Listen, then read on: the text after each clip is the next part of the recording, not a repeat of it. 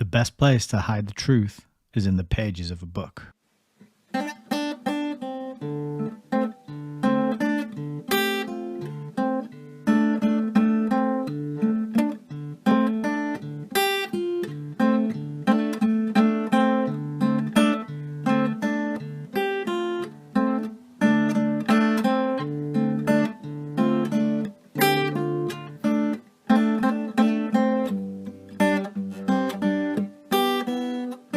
Maybe we should just read.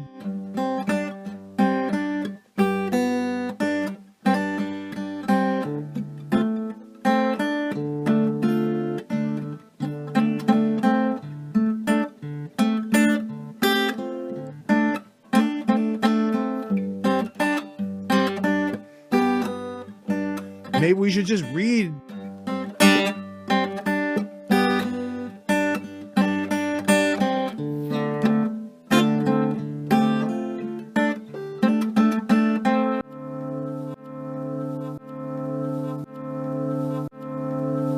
Welcome to Hayes Reviews. Maybe we should just read indeed. Good evening, everybody. Hello, this is Nick, creator of Hayes Reviews, live streaming once again after a 2-month hiatus. I thought it was going to be 1 month. I said it was going to be 1 month. It ended up being 2 months, and for that, I sincerely apologize. But it is so good to be back. I hope you are all receiving me loud and clear. The audio is coming through. I hope the video is coming through. And I hope things don't look too dissimilar to how they used to look, given that I have picked up and packed up my entire studio and broadcast setup and transported it a whole hour away by car, by van, in fact, and reset it up and rebuilt it over here in the jolly, uplifting, wonderful environment that is the south of Manchester. And I am in my new space, coming at you again with a new book to read tonight. It's very exciting. And so welcome if you are tuning in live, and also if you are tuning in on the replay after the fact later on. It is so good to be back. It's so good to have you here. I'm a little bit nervous because I haven't done this for 2 months. So let's see what happens. Tonight, we're going to be starting a new book. This is going to be the 10th book that we have read on the channel together. This is one that I think a lot of people are very excited about. We picked it quite a few months back. In fact, the last survey that we put out and all voted on in my Telegram group chat, we decided to do all 3 books. And this is the third of those 3 books. If you remember, we've done recently The Fabian Freeway. We've done Charles Galton Darwin's The Next Million Years. We did G. Edward Griffin's The Fearful Master. And tonight we are continuing with The Milner-Fabian Conspiracy, subtitled How an International Elite is Taking Over and Destroying Europe, America, and the World. So as you can expect, very uplifting, entertaining, fun live stream ahead. So I think I made things pop there. Let me just alter my volume a bit so that I'm not blowing people's ear holes into oblivion. Very warm welcome to everybody who's joining me in the chat tonight. We've got Frank, Sede Sapiente, hello, Celine Lyon, the Shame Anarchist, and Elizabeth Kendall. So good to see you all and have you all back again. Thank you very much for not getting bored and wandering off to check out other YouTube channels and still sticking with me after the hiatus. I appreciate your patience, but I'm sure it's going to be worth the wait because this book is certainly exciting. It's promising. It promises to tie in a lot of the things that we've already talked about when reading some of the previous books. This book has been lectured through by the likes of Jay Dyer. He is the person who made me aware of it, and then I snapped up a copy back when it was affordable.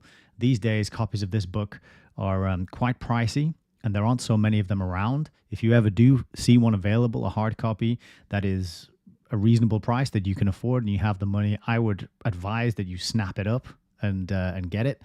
But there's PDFs out there as well, so it's not the end of the world if you can't get your hands on a physical copy. But you know me, I like the physical books because they make moving house so much more challenging when you have to pack them all up into individual boxes and then carry those boxes one by one, 20 books at a time, down the stairs, into the van, out of the van, up the stairs. It's a lot of fun. And I was just saying in the chat that I've still got about 9 boxes of books unpacked, and they don't even have shelves to go to for me to unpack them too. So that's going to be something I got to work on in the upcoming weeks and months. But that is all I got to say, really. Let's move on and get into the show. So, Rosemary Smith as well. Very, very happy to have you here too.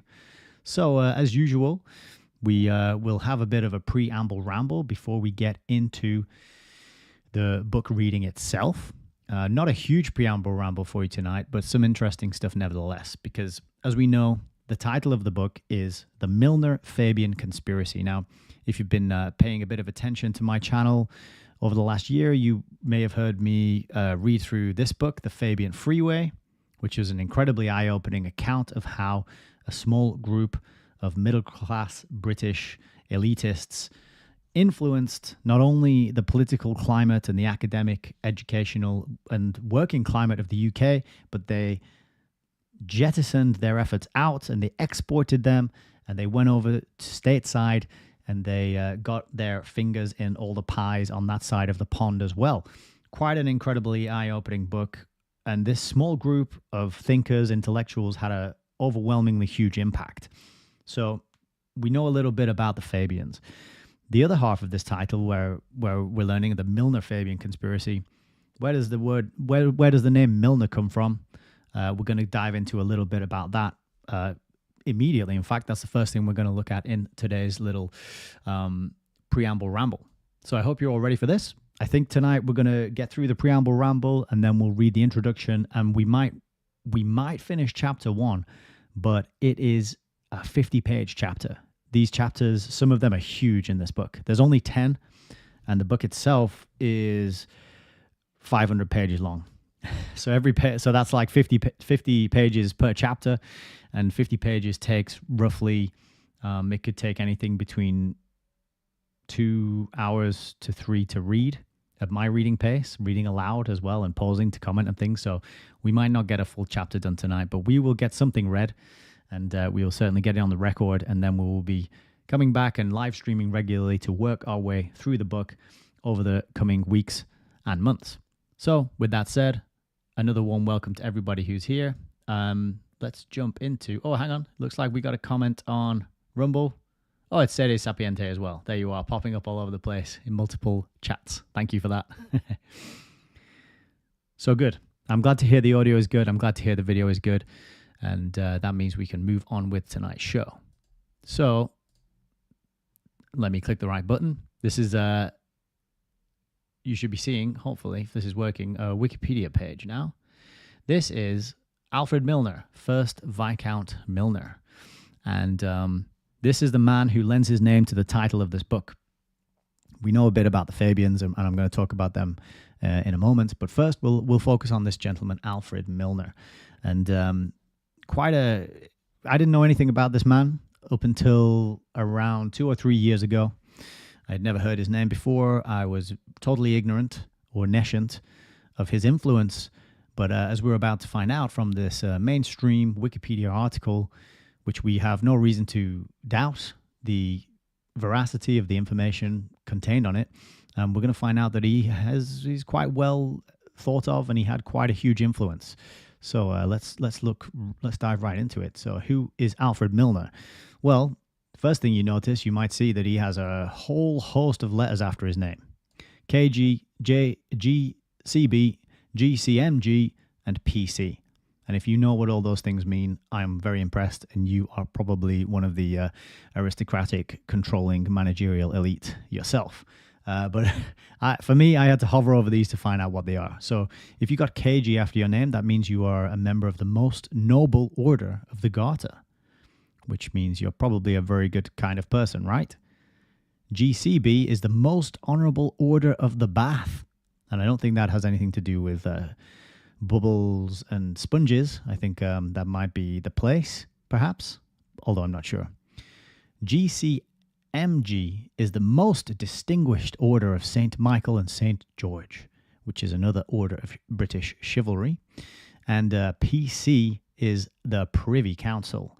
And this is where it tells us mainly senior politicians who are current or former members of the House of Commons or the House of Lords. They are privy councillors. They are advisors advisors to the sovereign of the United Kingdom. So he is collecting those letters and having, as we'll see, multiple awards and distinguishes added to him and his name bestowed upon him for presumably doing the bidding of the kind of people who we are learning about and we're going to learn about in this book. But he was a British statesman and colonial administrator who played a very important role in the formulation of British foreign and domestic policy between the mid-1890s and early 1920s. From December 1916 to November 1918, he was one of the most important members of Prime Minister David Lloyd George's war cabinet. Milner was born in Germany and attended Balliol College in Oxford. Now, I thought this was quite interesting, and I put this into my Telegram chat yesterday because yesterday I just wrapped up a conversation with Melissa of Cutting Through the Matrix, and we were talking about the novel Brave New World by Aldous Huxley. And when I was learning a bit of biographical information about Aldous Huxley, it turns out he graduated with a first degree in English literature from Balliol College, Oxford. Surprise, surprise, how about that? So this college has produced, I think it's the oldest in Oxford, and it has produced quite a large number of important, influential movers and shakers who find themselves hobnobbing and rubbing elbows with the managerial elite who are trying to plan things for the rest of us. But back to Milner, he had a first class in classics. He was called to the bar, but instead he became a journalist before he abandoned that and then entered politics. He joined the staff of Chancellor of the Exchequer and was posted to Egypt as Under Secretary of Finance. And he briefly chaired the Board of Inland Revenue. Now, Inland Revenue, what is that? That was the organization which first collected things like tax, income tax, national insurance, capital gains tax, you know, those kinds of people, the people that everybody likes and is happy to serve and obey. After this, he was appointed Governor of the Cape Colony and High Commissioner for Southern Africa. And this was following the disastrous Jameson Raid. When he was the Governor and the High Commissioner, Milner was a leading advocate for British subjects of the Transvaal and Orange Free State, and his policy precipitated the Second Boer War. During the war, Milner received praise and criticism for his civilian administration in South Africa. I thought that was a really weird phrase, a strange way to describe it, that he received praise and criticism. So which one did he receive more of? That would be my question. It's very odd to say somebody received praise and criticism for something, right? Usually in articles, in news stories, journalists tend to push one side according to their own, whatever the picture they're trying to paint. They'll try and emphasize one side above another. So it was quite strange to just have this balanced praise and criticism. My feeling is he probably received a lot of criticism more than praise. But one of the reasons for this, though, is that he established, during the war, he established concentration camps in which he interned the Boers, the people who were rejecting English imperialism and wanted to be out from under the yoke of the British aristocracy. Then, following the British victory and annexation of the Boer republics, Milner was named their first British governor. So the British went in, kicked their heads in, and then Milner became the guy who was to oversee them and run them from then on. So you can imagine there was probably a lot of criticism going his way. Maybe this phrase, praise and criticism, means praise from the Brits and then criticism from the people who he was putting in concentration camps. Maybe that's why. Anyway, it says that he has that through his influence on young civil servants and imperialists, including Lionel Curtis and Leo Amery, Milner's influence on the British Empire extended through the Second World War. I just highlighted this word young here because there's a book I have over there about a group called Milner's Kindergarten. And this was, as it says, a group of young men who Milner was coaching, guiding, some might say grooming, to take on positions of influence and power in the sort of round table groups, which, as we'll see a little bit later, were set up by Milner and his good pal, good buddy, Mr. Cecil Rhodes. Continuing with the article, during the First World War, Milner served as a key advisor and cabinet member to Prime Minister David Lloyd George, and at the subsequent Paris Peace Conference, Milner was a leading delegate and a signatory to the Treaty of Versailles. So in his early life and education, as I mentioned earlier, he was born in Germany. He had a physician father and a German mother. And his maternal grandfather was a lieutenant governor of Prince Edward Island and the Isle of Man. So he's definitely from the higher stock. Excuse me. And then at Oxford, he formed a close friendship with the young economic historian Arnold Toynbee. That's a name who we see time and time again in Quigley's books, such as The Anglo-American Establishment. Toynbee is a historian, but he's the historian who writes the history books according to the members of the Round Table Society and this secret society, which was funded with money bequeathed to it by Cecil Rhodes in his last will and testament. So Arnold Toynbee is a very important figure because by being aware of him, we realize that history really is written by the victors. And a lot of the resources we have to learn from were actually written by members and supporters of this group, of this type of worldview, which dictates that everything shall be run by a small intellectual elite of good stock who are superior in every way and practice eugenics for themselves and dysgenics for the rest of us. So Arnold Toynbee, good friends with Alfred Lord Milner. In Milner's earlier career, he joined the staff of the Pall Mall Gazette, and he became assistant editor to William T. Stead, W.T. Stead. So W.T. Stead is the man who published The Last Will and Testament of Cecil Rhodes and was one of the original founding members of the Cecil Rhodes Secret Society Roundtable groups, according to Carol Quigley, and the reference for that is in the book Anglo-American Establishment. Moving on, Lord Milner in 1894, he was made CB, which, as we mentioned earlier, is the most honourable order of the Bath. And in 1985, just 1 year later, he became KCB. How about that? That is some epic, fast-tracked award receiving, isn't it? That's really impressive to get awards like that on the trot 1 year after another. He remained at the Board of Inland Revenue until 1897, having established a reputation as one of the clearest-headed and most judicious of British civil servants. So his reputation is pretty good, pretty solid, and they're giving him lots of letters after his names because he's facilitating the process by which people get robbed, and it's named taxation. That's what he's good at, and that's why he gets letters after his name. In South Africa, this is a whole dense bit of history, but it's quite important to be aware of to get an insight into the man and his character. So the first part of this article, of this section, says relations with the Boer republics, and a bit of context here. So the South African Republic, this was known as the Transvaal by the British, and it was established in 1852 by Afrikaner farmers who had emigrated to live beyond the reach of British colonial administration.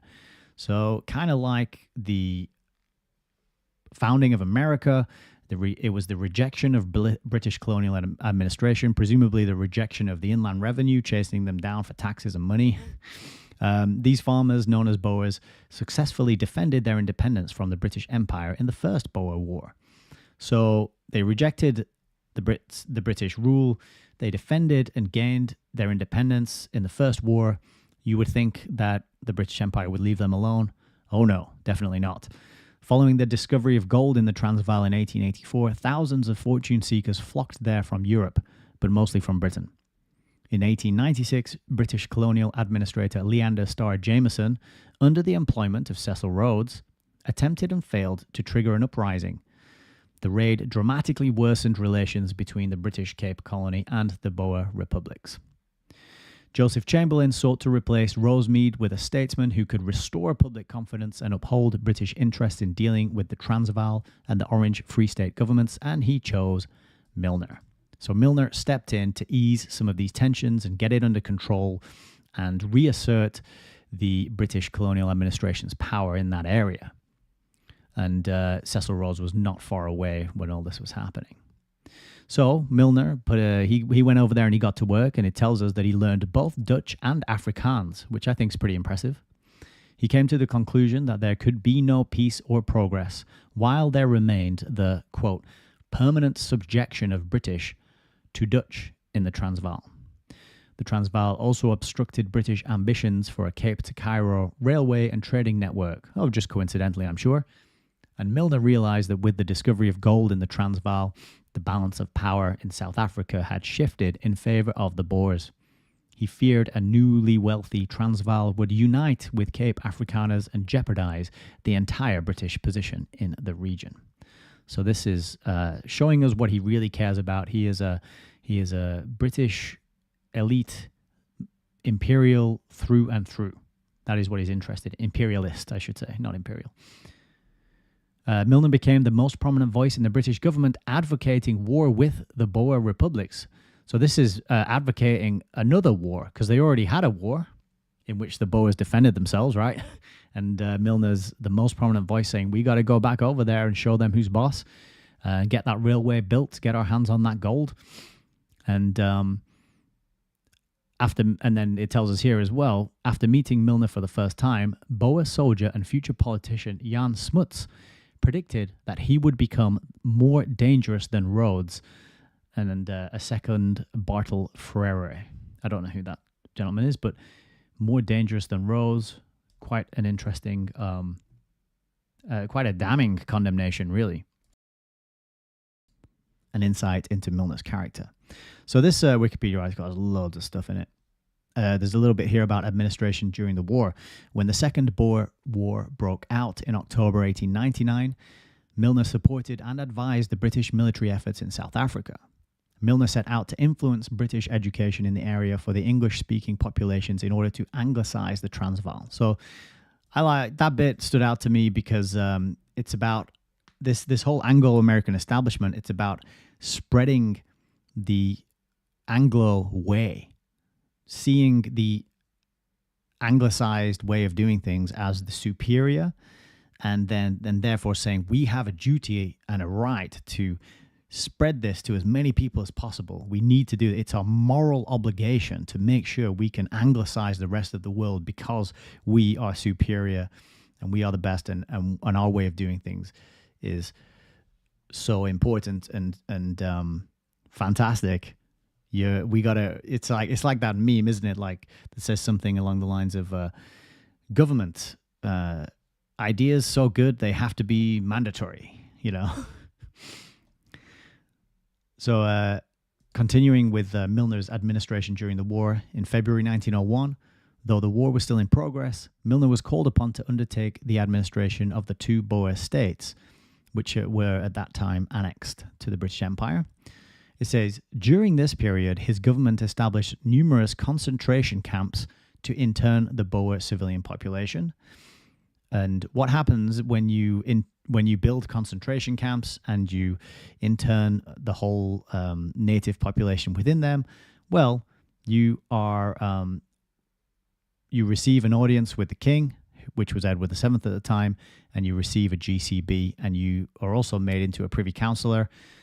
And then you are also raised to the peerage as Baron Milner of St. James.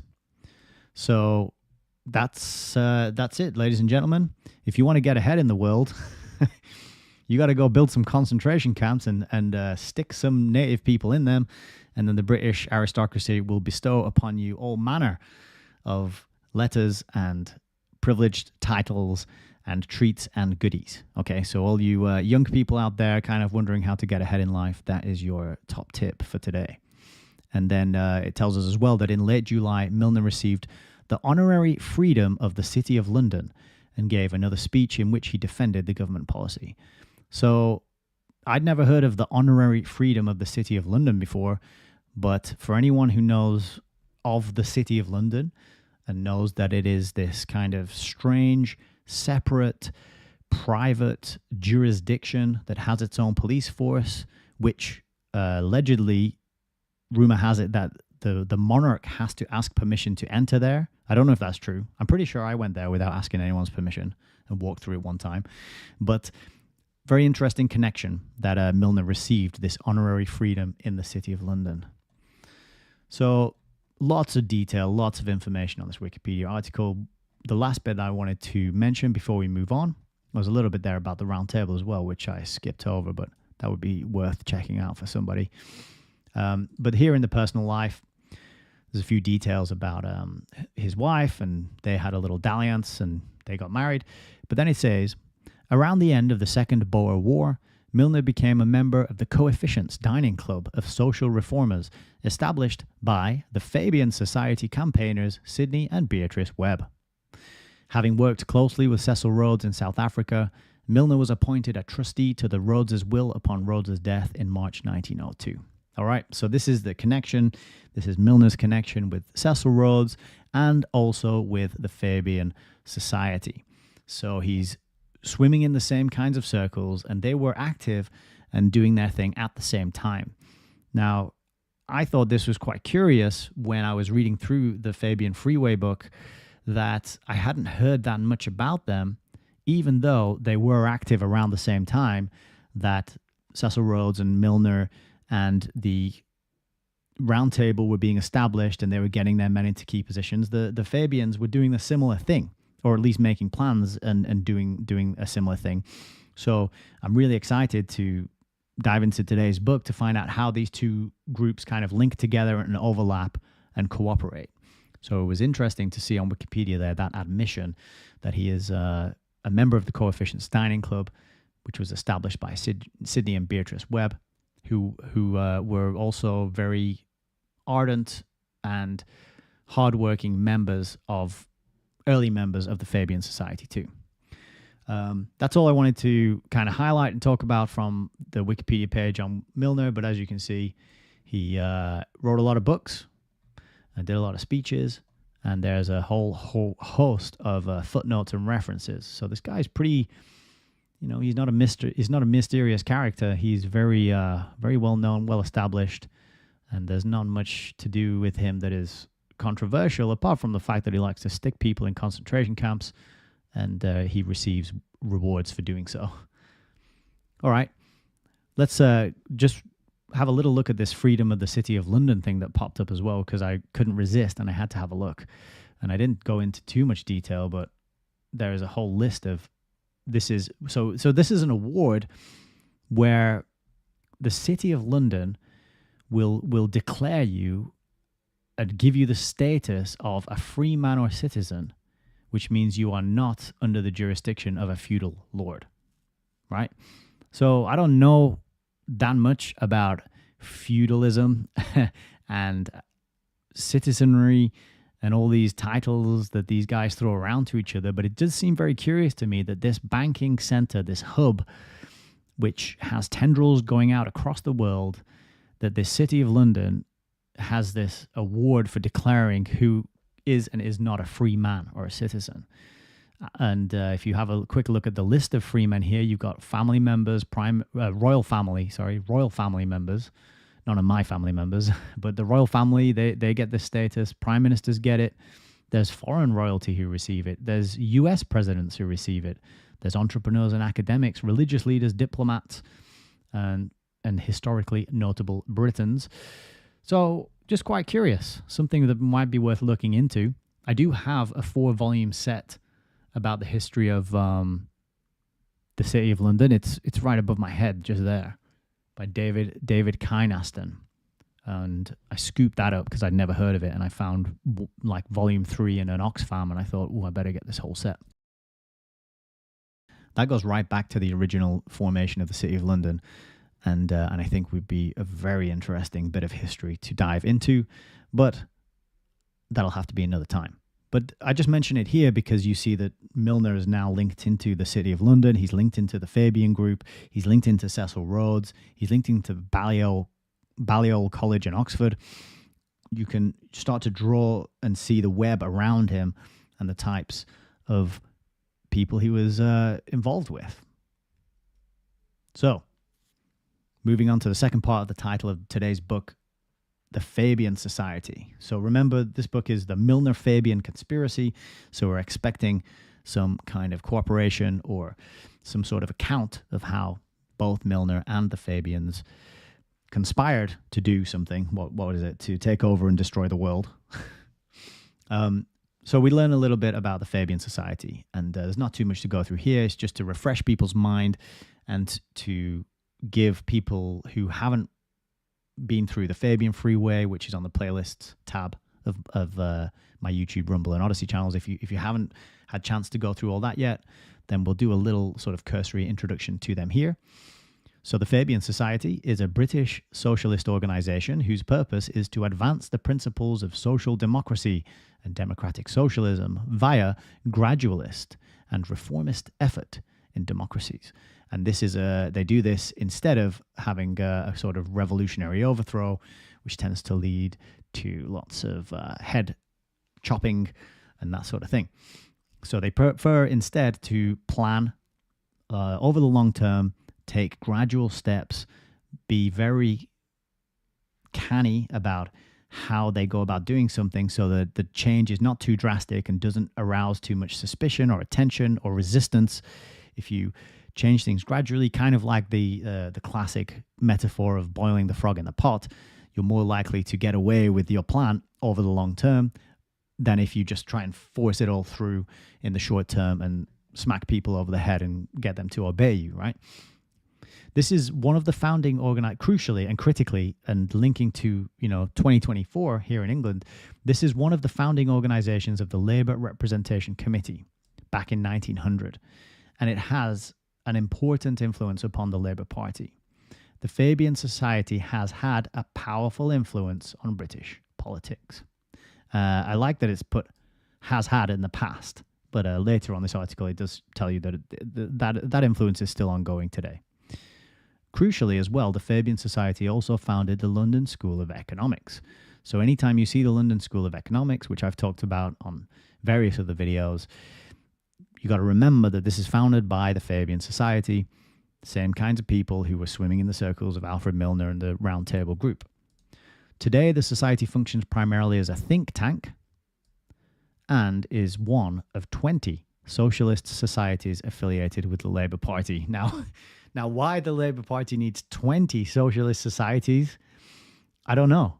It seems a lot, doesn't it? It seems a little bit uneven to have 20 socialist societies.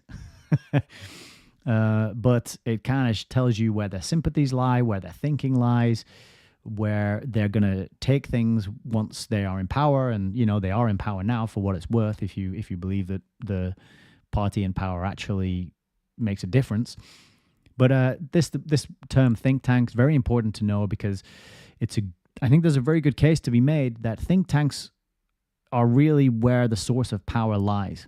If you want to know who's making the decisions, who's calling the shots, who's doing the analysis, who's crunching the numbers, who's putting the data together to advise the politicians whose names we know and who are rolled out in front of the cameras and who are, voted into place, then you got to look at the think tanks and you've got to be aware of these institutions and these groups and these foundations and these think tanks, right? But Fabian Society, as we're going to find out, very influential, long-standing think tank, British think tank with international reach.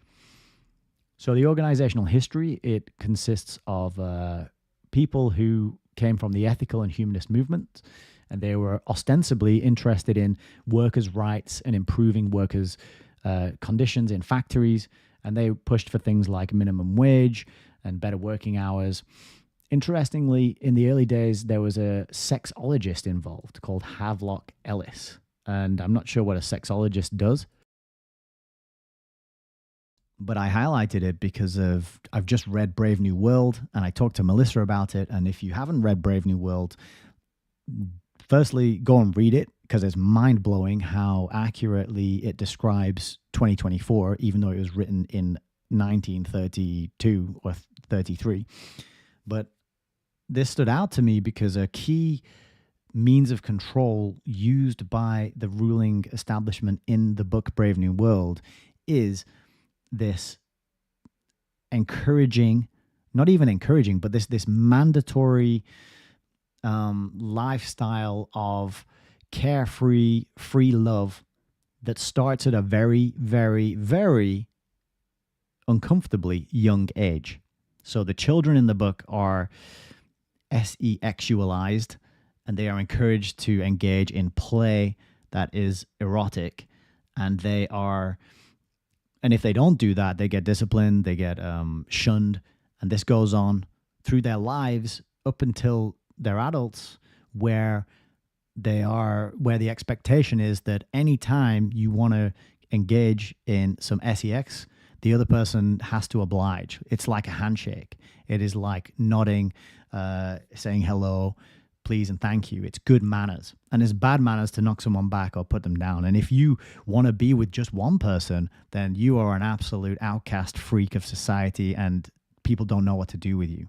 That is all in Brave New World, as amazing as that might sound to anyone who isn't familiar with the book and hasn't read it, but it's in there. And so it reminded me, that was a link to me, this sexologist being involved in the early days of the Fabian socialist movement. I'd like to learn a little bit more about this guy, Havelock Ellis. He has got quite a fantastic beard, I'll give him that. But he was a eugenicist, surprise, surprise. So, we'll go back to the article and learn a bit more about Fabian society. It was named in honor of the Roman general Quintus Fabius Maximus Verrucosus, and he was nicknamed Cunctator, which means the delayer. This Roman general's Fabian strategy sought gradual victory against the superior army under the renowned General Hannibal through persistence, harassment, and wearing the enemy down by attrition. Persistence, harassment, and wearing the enemy down by attrition. I thought those three, persistence, harassment, and wearing the enemy down by attrition, those three strategies are very reminiscent of the Big C event, I would say, of what happened, what kicked off in 2020 and was going to last for 2 weeks, but ended up lasting for 2 years. There was a lot of persistence, harassment, and wearing down of people's patience, of people's good nature, of people's inclination to resist and ask questions and demand answers. So that was just an example of how these kinds of strategies are employed even in the modern era, right? So, but that's where the society gets its name from.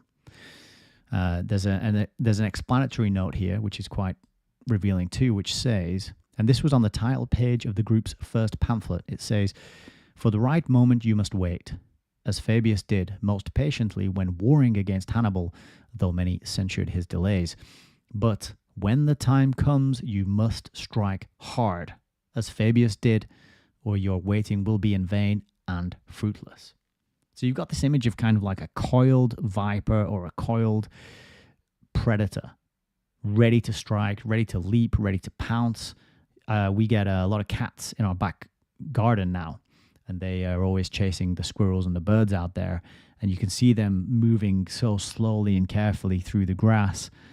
And then suddenly they just spring into action when they think the moment is right. Now, so far, the birds and the squirrels have been way too fast for all the dumb cats around here that are probably overweight and pampered and just too domesticated to be able to hunt properly in the wild anymore. But it's still nice to watch them try, So that's kind of the insight into the Fabian strategy.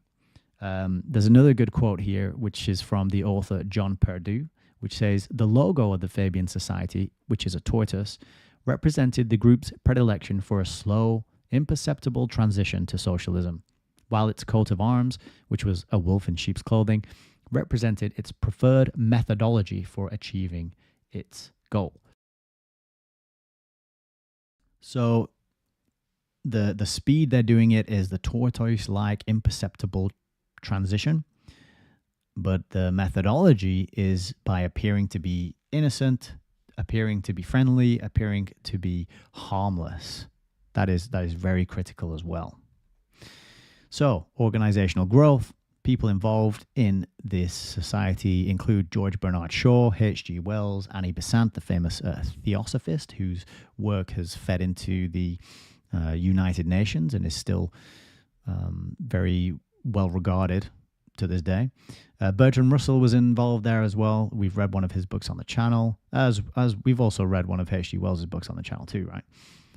Many Fabians participated in the formation of the Labour Representation Committee, and at that meeting, at the meeting that founded the Labour Representation Committee, the Fabian Society claimed 861 members. That's quite a huge contingent who would have wielded some influence if they were throwing their weight behind a given proposal or decision, right? Early Fabian views. Well, they advocated tenets of social justice. How about that? Is there any of that going on these days? You betcha. You bet your bottom dollar there is a lot of social justice, and it's been going on for a number of years now. This can all be traced back to the Fabian Society. They also were pretty well into eugenics. But whoever wrote this says, but that was common view for the time, so don't worry about that. That was just normal to be into eugenics at the time, so don't read too much into it. These wolves in sheep's clothing, pretending to be friendly and harmless and innocent. Don't read too much into the fact that they were very, very much into eugenics. It also tells us that Fabian socialists were in favor of reforming the foreign policy of the British Empire as a conduit for international reform, and were in favor of a capitalist welfare state modeled on the German model. So they're interested in an internationalist expansion of their values and their socialism. And that was made very clear in the Fabian Freeway book, and it is made very clear by other analyses of socialism, which is just communism. And in fact, the socialism is actually the transformational stage between capitalism and communism. So the three are very closely intertwined, and it's sort of like an Ouroboros cycle where capitalism gives way to socialism, gives way to communism, gives way to capitalism. And it just keeps going round and round like that, kind of like a revolution. You know, things revolve, but a revolution leads you back in the same place as where you started. So these systems are not necessarily competing ideologies with one better than the other. It's more like they are controlled dialectics used for the transformation of society towards I would argue, the Aldous Huxley Brave New World scientific technocratic dystopia. But I'm getting ahead of myself a little bit, I think. In 1900, the Society produced Fabianism and the Empire, which is a book I hadn't heard of before, so I might look for that. It expressed support for Britain in the Boer War. So this links us back to Alfred Milner and his great achievements of sticking a lot of weaker people, or maybe not weaker people, right? Because they fought the British off in the First Boer War. So he was sticking his enemies who wanted to be free of the yoke of British imperialism. He stuck them all in concentration camps and got his awards. Well, he was being supported by the Fabian Society in this Fabianism and Empire book, or maybe it's a book, maybe it's a tract or a leaflet or a pamphlet or something. I'm not sure, it doesn't say. But the reasons that the Fabians supported Britain in the Boer War is because small nations were anachronisms in the age of empires. And again, this links perfectly to Aldous Huxley in Brave New World, and I'm sorry that I'm mentioning this so much, but I literally just talked about it for 2 hours with Melissa of Cutting Through the Matrix last night. In that, at the very end, the guy who reveals the plan and reveals the reasons why society is run the way it is, he says, we do not want to give anything old to people. We want them to always be chasing after the new thing. We don't want people to be attached to, let's say, a Bible, an ancient text. We don't want people to be attached to Shakespeare, an old, hundreds of year old poetic language that is beautiful and powerful and high art. No, we want people to be untethered from that, and we want them to constantly be chasing the new, shiny, exciting thing as they're pushed forward through the changes that we have planned for them.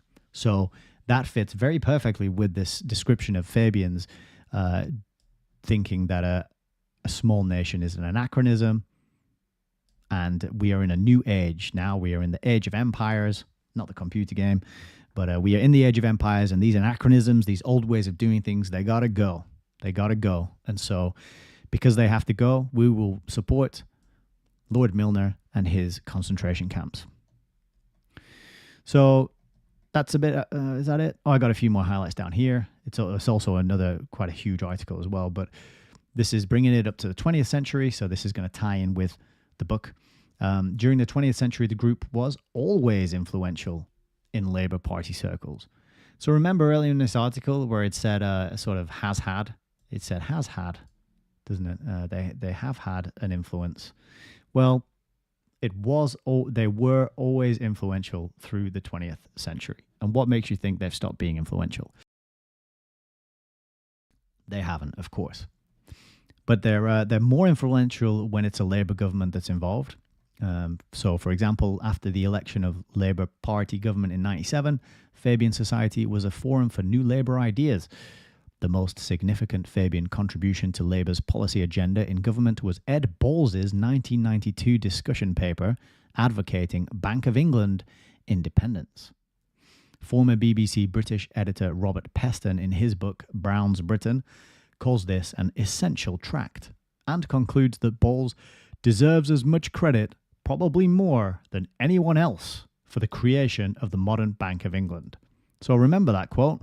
When you are struggling to pay your bills, when you can't afford to drive your car into the clean air emissions zone, when there is no food because all the farmers have been bankrupted or they're out protesting because they're not allowed to build and secure wealth for their future generations anymore, please remember that Ed Balls is the guy you want to blame because it's the Bank of England and its policies that he is responsible for, which has led to this absolutely catastrophic economic shit show that we are finding ourselves in now. So I thought that was interesting. And it also ties us back into the Milner's free man status as bestowed upon him by the City of London, right? Now, I don't know if the Bank of England is situated in the City of London. I don't know exactly if the relationship between those two entities, but I would guess, I would imagine, I would expect, I would hazard that that's probably pretty close. And so we got a little bit here about contemporary Fabianism. So this is telling us about how the Fabians founded the London School of Economics with the money left to the society. And also it tells us a little bit about the Fabian window, which was designed by George Bernard Shaw. And we looked at that in some detail on the Fabian Freeway streams. Again, just this hilarious story that the window was stolen in 1978 and reappeared at Sotheby's in 2005. Every time I read that sentence, I just can't wrap my head around how you steal a window and how it magically reappears, and nobody was held accountable, and there was no explanation as to how or why that ever happened. I just don't get it. But anyway, it gave an excuse for Tony, war criminal, mass murderer, psychopathic, demon infested nutcase Blair to step in and probably receive a fat paycheck for restoring this window to its rightful place at the Shaw Library, at the London School of Economics in 2006. And then there's some other information about the numbers and the membership. And then, crucially, Fabianism outside the United Kingdom. So if you remember that the subtitle for this book is how an international elite is taking over and destroying Europe, America, and the world. This is telling us about the international reach of these ideas, as did Rose Martin and Fabian Freeway. But the major influence on the Labour Party and on the English-speaking socialist movement worldwide, this is the article on Wikipedia again, has meant that Fabianism became one of the main inspirations for international social democracy. And it has gone to all sorts of different places, such as Australia and Canada and New Zealand. In California, it's mentioned as well. So it's all over the place. Italy here.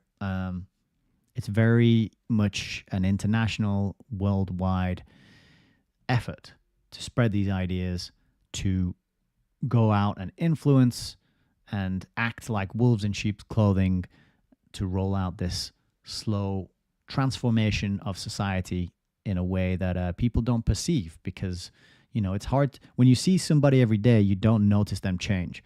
But when you don't see them for 6 months and you meet up again, it's like, well, you can see if they've put weight on, or if they've lost weight, or if they changed their hairstyle, or whatever the difference is, right?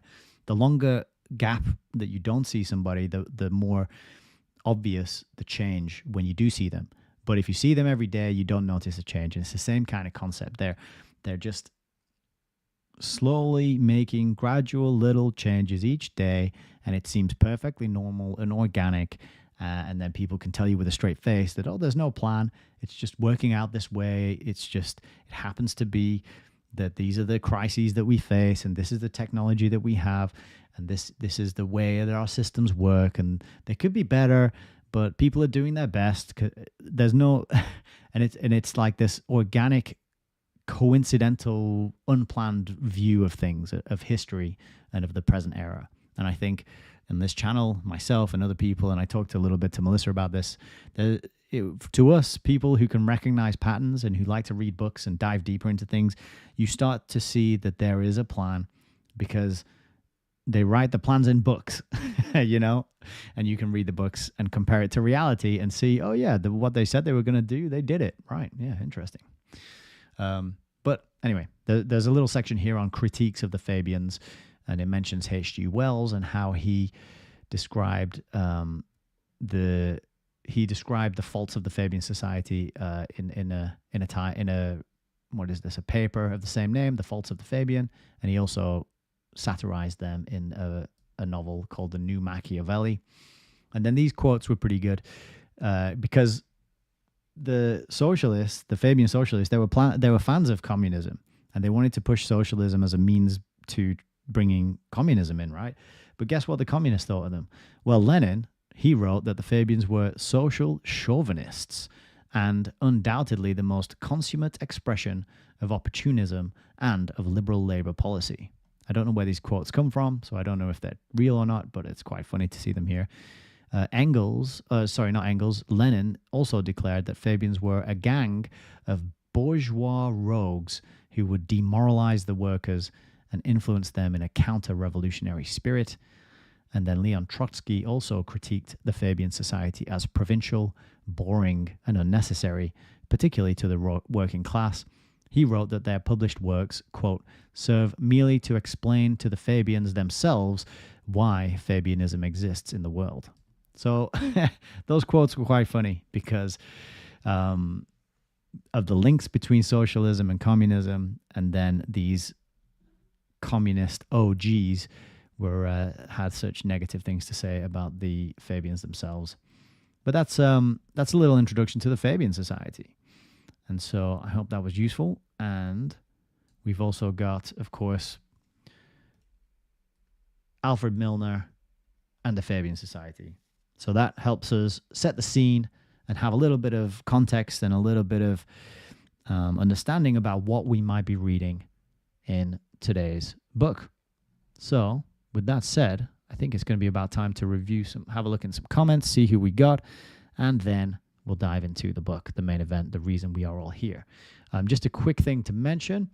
If you at any point feel inspired and you want to see me do more of this and support me, you can do so over at allmylinks.com/Hayes Reviews, where you can find everything you could possibly desire to stay in touch, to find out where I stream, how to talk to me, and if you feel so inclined to send me a few pounds, dollars, shekels, euros, whatever it is, Bitcoin, Doge, ETH. I don't have any of that. So if you got a bit of that spare lying around, send it over. I could be nice to add that to my crypto wallet. But that would be much appreciated. That would be lovely. And also over on YouTube, I always give an honorable mention. If you go to my channel, hit playlists, you can find all of the books that we have read through already. As I mentioned, this is the 10th. And so you've got H.G. Wells, Lusitania, Story of the Rockefeller Foundation, Fearful Master, G. Edward Griffin, Fabian Freeway. That is probably the one that's going to go very nicely hand in hand with the current book that we are going to be diving into today. All right. So how about that? How are you all doing out there? I'm going to move a few things around, and then we are going to get into the book. So it's pretty good. I wouldn't advocate that people rely too heavily upon Wikipedia these days because it's editable, it's under control. You're not going to get the full juicy picture with all the details. But it is a good place to go to find out what is admitted, what is publicly available knowledge, because I like to rely upon things that are publicly available. It's not about guessing and spinning narratives and theories and theorizing, right? It's all about, okay, what is written in books that are undisputed, that are well referenced, well researched, that line up with what I can witness and see going on in reality. That is a much better process for understanding how things work, how we got to where we are in history. And so Wikipedia is a great starting point. You go to Wikipedia to get your introductory first taste of a person or an event or an organization, and then use it from there as a jumping off point, because there's often articles and books and websites and things referenced, and then you can begin your journey of further learning to find out about a topic. So that's why I use it quite a bit in my videos, because it's a good starting point, right? So over on Odyssey, we've got ESP, who says, "Flippin' heck, I thought you'd been abducted. Glad you're back." No, I haven't been abducted. I am back. It just took me a bit longer than I thought to get my house ready to live in, right? And ESP also says, "Was there ever a political party called the Whigs?" Yes, there was. There was the Whigs and the Tories. The Whigs were around before Labour.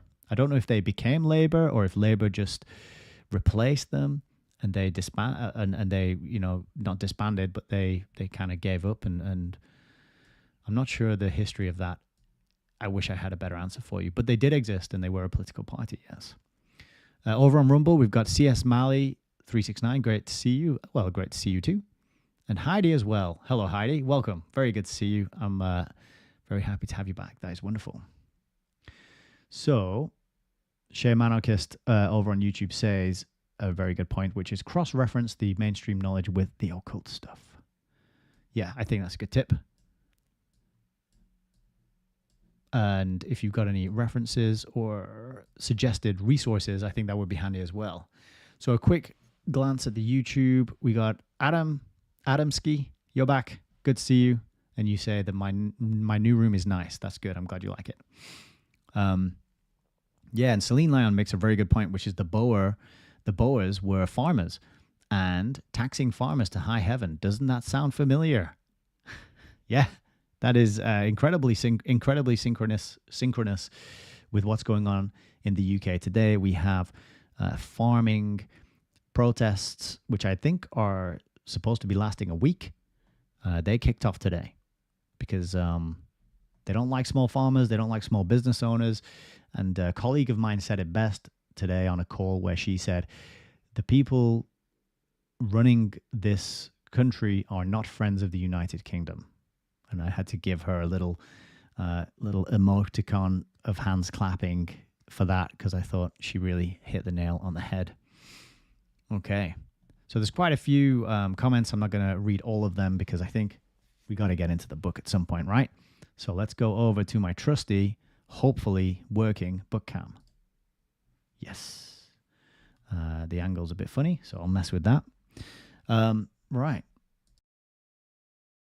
So I appreciate everyone who's tuning in and watching live. It's very lovely to have you all here. And this is the bit you've been waiting for. So let's get into it. The Milner-Fabian conspiracy, how an international elite is taking over and destroying Europe, America, and the world. So it's going to be heady stuff, I think. But I'm really interested to see what history we can pick out. And here's quite an interesting subtitle, which isn't on the front cover, and where Ioan Ratiu, the author, says, "The Milner-Fabian conspiracy, how an international elite is taking over and destroying Europe, America, and the world, and what can be done to restore justice, democracy, and freedom." So it sounds like we're in for some solutions as well, which is good news. It's always good to be aware of the problem, but then have some good ideas and ways forward and ways out of the problem as well. So we're not just catastrophizing and feeling black-pilled and rubbish about where we're at. Okay. So you can see the contents. We got 10 chapters, starting with chapter 1, socialism. That's what we're going to be looking at today. But a little look ahead for what is in the rest of the book. We've got 2, the Fabian conspiracy. We got 3, the Labour Party. And I note that the Fabian conspiracy chapter is 70 pages long. So that's going to be quite in-depth and detailed, I would have thought. Then Chapter 4 is about the Council on Foreign Relations. Chapter 5 is Chatham House, which is the Royal Institute for International Affairs. Chapter 6 is the UN scam. Chapter 7 is the EU scam. 8, immigration. 9, multiculturalism. And 10, Islamization. So, lots of potentially hot button topics here where it's going to be interesting to see how he deals with them. And whether or not I'm going to be comfortable reading this stuff and how long these streams survive. But I should say that if we do get nuked from YouTube, which as we all know is not particularly free speech friendly, we are alive and existent over on Rumble and Odyssey. Odyssey being my preferred platform out of the 3. But we will keep broadcasting here for as long as we can. So let's get into it and read the introduction. The Milner-Fabian conspiracy is intended as a tribute as well as sequel to the work of 2 great American historians and researchers, Carroll Quigley and Rose L. Martin, who wrote The Anglo-American Establishment in 1949 and Fabian Freeway in 1966, respectively. Quigley's exposé, together with his Tragedy and Hope, is unique among historical works in that it provides a detailed and verifiable account of the origins, development, and aims of a network of organizations created for the purpose of world domination by certain international financial interests, which Quigley terms, not without justification, the Anglo-American establishment. What Quigley accomplishes in regard to the Anglo-American establishment, or Milner Group, Martin did in regard to the Fabian Society. However, outstanding though they are, their works were written some time ago, giving rise to the need for more recent research. Moreover, although both authors briefly mention the connection between the 2 groups, what has been lacking is a detailed study of their interrelationship. In addition, as observed by several scholars and researchers such as Anthony Sutton and F. William Engdahl, despite the invaluable information it provides, for various reasons, some of which can only be known to Quigley himself, his work remains incomplete and, at times, ambiguous and misleading in some important respects. This may have to do with the fact that Quigley was still undergoing a learning process as suggested by the shift in his political views later in life. The Milner-Fabian conspiracy attempts to rectify some of the shortcomings while putting together a more up-to-date version of Quigley and Martin's accounts. The picture that emerges is at once clearer and more disturbing than that sketched by the above authors. It is the frightening picture of a world of smoke and mirrors in which nothing is what it appears to be, and where anything can be, and often is, a tool whereby unseen forces condition, manipulate, and control large sections of mankind in the service of their own designs, which in the final analysis can only be described as self-serving and evil. In short, it is easier to see the tragedy in this captive world than the hope.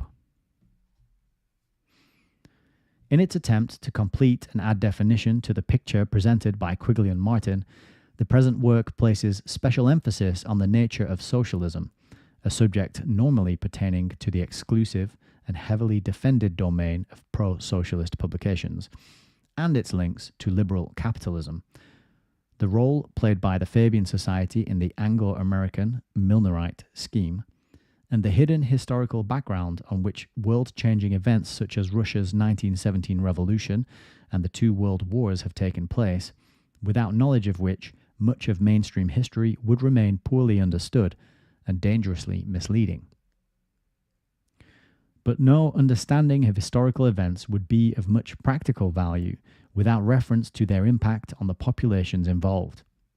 Therefore, this work traces the history of the Anglo-American establishment from inception to the present, exposing its connections with international institutions like the UN, the EU, and the Mediterranean Union, and looking into its involvement in global developments that have taken place since Quigley and Martin's account, such as mass immigration, multiculturalism, and Islamization, as well as the alarming impact they have on the affected populations. Batyor's groundbreaking Eurabia provides valuable documentation on the Islamization of the Western world as a deliberate political program designed to destroy Western culture, civilization, and society. In turn, the present book shows that Islamization, along with mass immigration and multiculturalism, is the doing of the Anglo-American establishment and a central plank in its conspiracy against humanity. The designation conspiracy is used in the dictionary sense of, quote, secret agreement to commit an act that is illegal, harmful, or reprehensible. While not always illegal or secret in a strict sense, secrecy was certainly involved in many instances, such as the creation of the European Union and the Bretton Woods system. In particular, with regard to the identity of those who instigated such schemes and their intentions, and it is clear from the data provided that the activities of the groups described are harmful and reprehensible to the general public and to humanity at large, and, therefore, they indisputably amount to conspiracy in moral terms. That was a long sentence.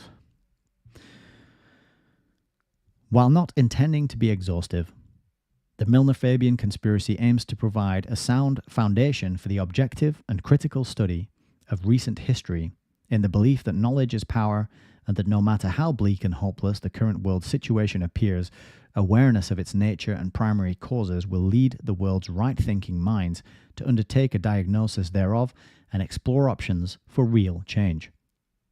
Another key belief that motivated the writing of this book is that countries and continents should be governed by the people to whom they rightfully belong. Europe, for example, belongs to its indigenous people. Yet it is not governed by them. It is governed by financial institutions, political parties, religious organizations, and other national and international groups whose main interest is to promote themselves at the expense of the common people. Even elected national governments are becoming increasingly deceptive, undemocratic, and dictatorial. This situation mirrors wider developments in Europe and the world, where there is a clear establishment trend to create ever larger political entities, the Western European Economic Community, or EEC, followed by the enlarged European Union, followed by the further enlarged Mediterranean Union, or the Union for the Mediterranean, while governance is being taken out of the hands of nation-states by supranational bodies such as the EU and the UN, acting as regional and global government on behalf of shadowy elite groups. The anti-national character of such bodies and the elites behind them explains the catastrophic impact their policies are having on the peoples of Europe, America, and the world. Mass immigration, multiculturalism, Islamization, and the rapid disintegration of traditional Western society, culture, and way of life are just some of the main symptoms. We believe that the only antidote to this destructive trend, just got a tickly throat there.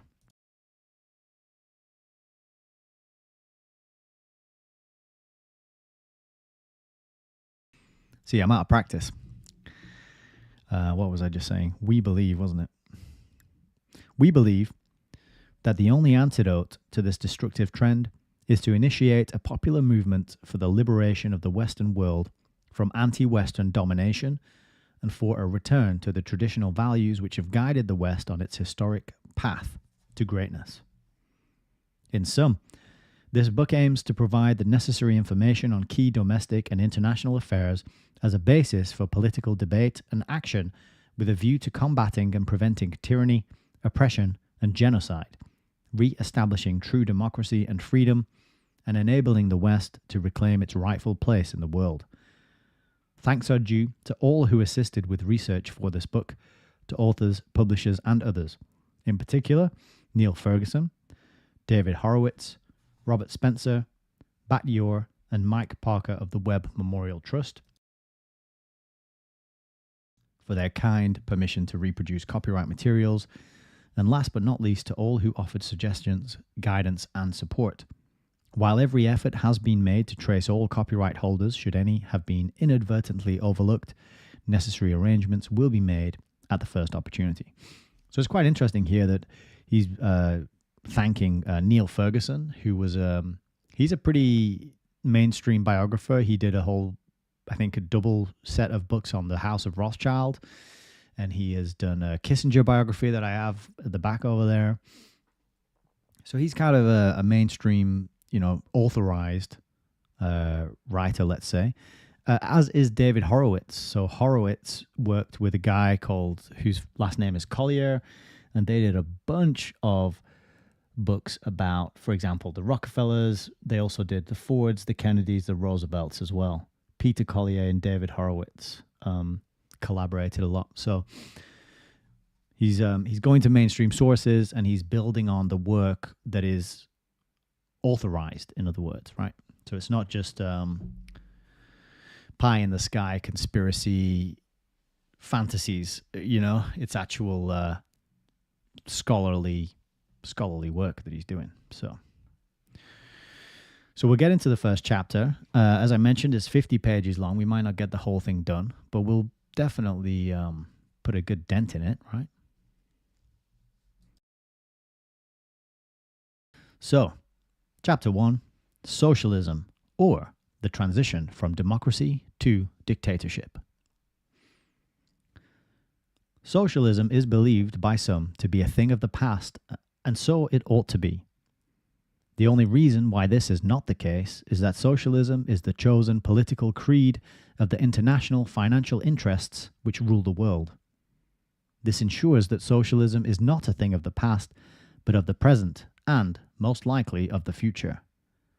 Understanding socialism, therefore, enables us to understand recent history, become aware of the present situation, and, above all, know what kind of future awaits us if we fail to act now. Socialism's various branches, such as Marxism-Leninism, which is also known as communism, social democracy, Fabianism, etc., have been the driving force behind many negative social, political, economic, and cultural changes which have taken place in Europe and the world since the early 1900s. This has to do with the fact that socialism itself has historical roots in negative developments in the Western world's political systems. Briefly, these may be described as a shift from monarchy to liberal democracy, and from the latter to socialist dictatorship. In other words, a shift from right to left, where the right stands for the forces of conservatism and tradition, and the left for the forces of self-serving change and revolution, i.e., destructive upheaval. The political and philosophical terms right and left originated in the political systems of Western Europe, notably revolutionary France, where conservative supporters of the monarchy in the National Assembly were seated to the right of the presiding official, whereas supporters of the revolution were seated to his left. This practice was historically correct. Sitting at the right hand of a ruler had long indicated a position of honor and authority attached to the ruler's representatives. The Bible describes Christ as sitting at the right hand of God. The word right had always been associated with that which is upright, straight, correct, as opposed to that which is not so. Thus, right represents the right view and the right conduct, which through the experience of generations has become the established order by adhering to which human society prospers and thrives. And just as a side note as well, it's very interesting how the right is so demonized, and we often hear that the greatest threat to the democracy comes from far right domestic threats of far right Christians and far right extremists, and what a total and complete inversion of the word right, because it literally means correct. It means good and proper. A right is something that you can do, that you are allowed to do, that is good, not something that is harmful or damaging. Okay, so we want more right behavior, right action, right thought, right speech. The right is almost synonymous with the good or the true. So it's curious how much effort has gone into demonizing those who call themselves right or right-leaning, or who stand up for those ways of thinking, as he mentioned here, the conservatism and the forces that want to preserve tradition and see that passed on through future generations and out into the future. Okay, so it just kind of hit me there how clever and insidious it is to really attach a lot of negative baggage to the word right. It's very clever, as we know these psychopathic parasites are. Oh, I think I just anticipated what he's about to say next. Hence, Greek orthos, straight, right, correct, and orthodoxia, which means right belief. The Latin word ritus means custom, ritual. German recht means law or right. English righteous means morally right, virtuous, law-abiding. In contrast to this, we find Latin sinister, left, from which French and English sinister, malignant, wicked, and evil. So that little brief jaunt into etymology was kind of confusing to read there. So I hope it made sense. And if you can't see what's written on the page, then hopefully you grasp the point that he's making, right? So, continuing. The right order of things, or righteousness, that is, truth, order, and justice, is not the invention of modern liberal democrats. As far back as recorded history goes, righteousness has been associated with the monarchy, which has traditionally been entrusted with establishing and upholding righteousness for the good of society. Ancient Egyptian texts state that the deity has set up the king on earth that he may speak justice to the people, defend righteousness, and fight evil. Similar references to kings as upholders of righteousness may be found in the Bible and other religious and philosophical texts. It is not for nothing that the sages of the ancient world, including Plato, advocated a society ruled by wise kings. Incidentally, Plato's work on the subject was titled Politeia, which is constitution or just government, not, quote, republic, as conveniently mistranslated by Roman Republican Cicero and later liberal academics. Well, that's interesting. I didn't know that was a mistranslation. Be good to fact check that one, wouldn't it? That's quite an assertion. Excuse me a second.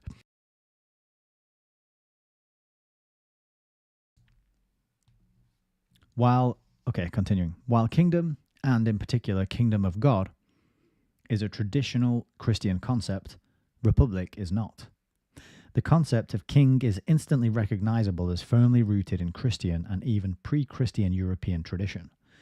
By contrast, president evokes the image of a person who chairs a business meeting, such as in England, the president of the Board of Trade. As we shall have occasion to see, the business world is precisely where both Republican anti-monarchism and socialism come from. True, in the left-dominated intellectual climate of today, the monarchy has come to be associated with ostentation and undemocratic practices. But we find that even in republican systems, including in communist states, rulers reside in palatial homes and live a life of luxury. As for the claim that monarchy is defined by undemocratic practices, this is based on the erroneous definition of democracy as direct rule by the people. On this definition, we find that no such system exists anywhere in the Western world. In contrast, if democracy is defined as rule according to the will and in the interests of the people, we find that this definition applies to traditional monarchy, including Plato's philosopher kings, who were to rule with the approval and in the interests of the community. Indeed, to the extent that the monarchy serves to uphold the principles of righteousness for the good of society as indicated above, it is the supreme example of democratic institution. This is confirmed by the fact that the decline of the monarchy has coincided with the decline of traditional society and the concept of righteousness, of what is right and what is wrong, on which true monarchy and true democracy are based. Although this decline has been hailed by some as progress, the evidence is that the replacement of the monarchy with republicanism and liberal democracy sooner or later culminates in socialist dictatorship. So he's kind of adding new stages to this, I guess what we might call evolution of civilization, which is a Carroll Quigley book. In fact, he has written a book, which I haven't read, called The Evolution of Civilization. But how does the monarchy fit in with the democracy and fits in with the dictatorship? He's kind of linking them together and sort of giving us this idea of it being an evolving process that changes, and some versions of it are better than others. And it sounds like to me that he's kind of arguing that monarchy and monarchism is actually a preferred option, but we'll see if that's actually what he does say. So, continuing. This, of course, is not to say that all nations must embrace monarchism. Every nation... Oh, there you go. So there it is. So he's not saying that all nations should embrace monarchism. Every nation has the right to choose its own political system, and there is no doubt that republics can function as proper democratic societies in the right circumstances. But republicans should be aware that their system may not ultimately prove to be the better one or deliver the promised boon. Meanwhile, suffice it to note that the transition from monarchy to socialist dictatorship is a historical fact that no one can deny. This transition may be classified into three basic types according to the tactics of its architects: overt, which is type 1, imperceptible, which is type 2, and covert, which is type 3. The most obvious examples of type 1 are Russia, Germany, and Austria, which all passed from monarchy to socialist republic in 1917, 1918, and 1919, respectively. Type 2 is exemplified by America, which developed from royal colony to liberal capitalist, and from the latter to quasi-socialist state under Presidents Clinton and Obama. In this type, the transition has been so gradual as to be imperceptible to the general public, though not, of course, to historians and other critical observers. Thus, despite appearances, America is no exception. The best example for type 3 is Britain, where the monarch has remained head of state, but from 1945 the country has alternately been run by Fabian socialists, Labour, and, quote, conservatives, Tories, increasingly pursuing Fabian socialist policies. In all these and other examples, the state has acquired more and more powers, while democracy, that is, rule according to the will and interests of the people, not to mention rule by the people, has been constantly eroded and suppressed. What becomes evident is that the loss of the concept of righteousness is directly related to loss of democracy and freedom. The promised all-providing nanny state, in the British sense of welfare state, invariably transforms itself into an all-controlling, repressive, socialist big brother state. Thus, modern history may be defined as a transition from monarchy to socialism, from righteousness to unrighteousness, and from democracy to dictatorship. According to Karl Marx and like-minded 21st century, quote, progressives, this shift from right to left is the inevitable outcome of the course of history. The present study refutes this view, showing that this development is in fact the result of systematic machinations on the part of certain self-serving financial and political interests. To claim that it is inevitable amounts to believing in the supremacy of selfishness, injustice, and evil. Wow, that's quite a powerful sentence there as well.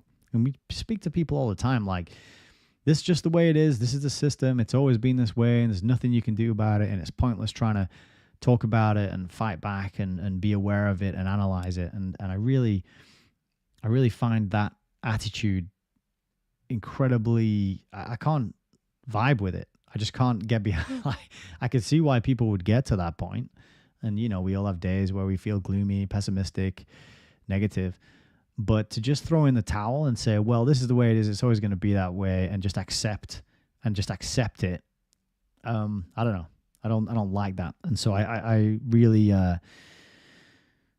resonate with his last sentence there. To claim that it is inevitable amounts to believing in the supremacy of selfishness, injustice, and evil. So yeah, to say it's inevitable and there's nothing we can do means that you think evil is stronger than good.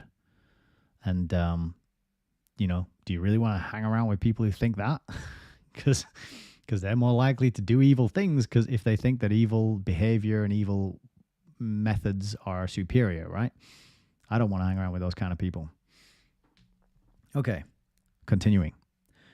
Socialism, Karl Marx and the Art of Subversion. Socialism is falsely projected by its sponsors, followers, and supporters as a benign system aiming to raise the living standard of all citizens through equal access to resources, etc. In reality, it is a subversive system aiming to destroy the existing order and seize power as part of its agenda of world domination. In addition, socialism has often achieved the opposite of what it had promised, as exemplified by Stalinism in Soviet Russia, Maoism in China, etc., where after decades of state-imposed socialism, the ruling regimes went bankrupt and were forced to import food from capitalist countries like the USA in order to feed their starving populations. Finally, socialism has been responsible for some of the most serious crimes in history. Apart from systematic political and religious repression, it has resulted in the death of millions of innocent people. To be sure, most socialists are well-meaning, ordinary citizens who are unaware of the true nature and history of the system they support. This is because all the information available to them comes from socialist-dominated or influenced sources. However, it is not necessary for all of a system's followers, supporters, and sympathizers to be malignant in order for the system itself to be so. As we shall presently demonstrate, socialism is not only a malignant system, but a fraudulent one. The facts speak for themselves. The most influential socialist ideologist, Karl Marx, was a German-born adventurer with an obsession for secret societies and revolutionary intrigue, who sought to subvert for his own ends not only the establishment, but also the revolutionary movements he joined, leading the French socialist Pierre-Joseph Proudhon to describe him as the, quote, tapeworm of socialism. Following a failed attempt to foment revolution in Germany, Marx fled to France and then to Belgium, where he became the head of the illegal revolutionary organization, the Brussels Communist League. In February 1848, using an inheritance from his father, he funded arms purchases for another failed revolution there, for which he was arrested and deported. About this time, Marx came to believe that terror was a necessary part of revolutionary strategy. Later that year,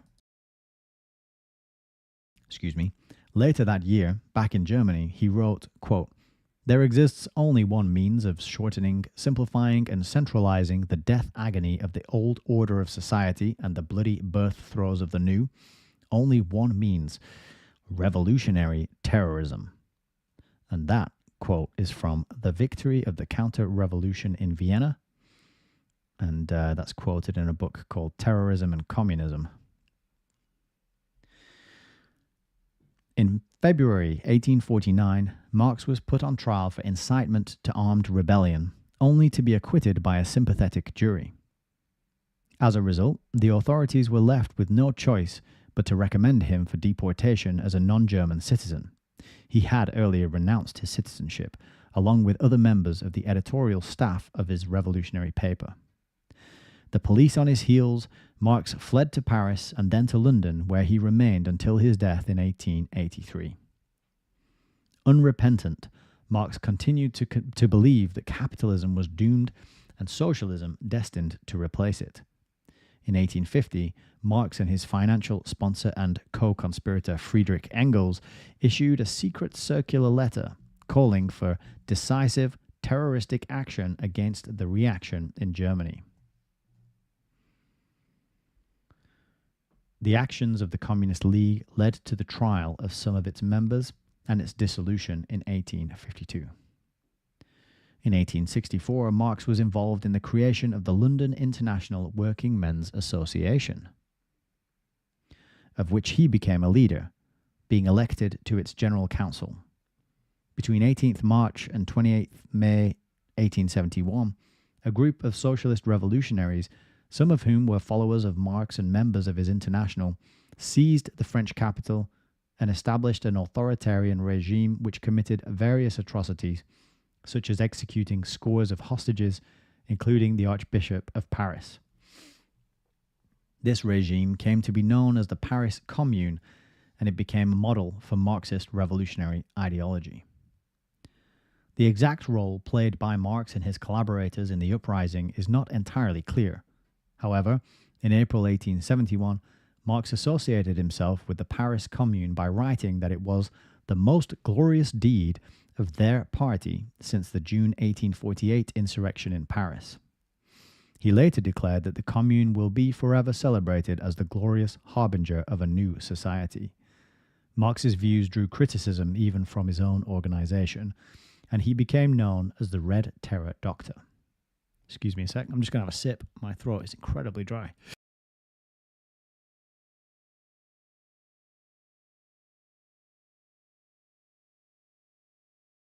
The Red Terror Doctor is quite a nickname, though, isn't it?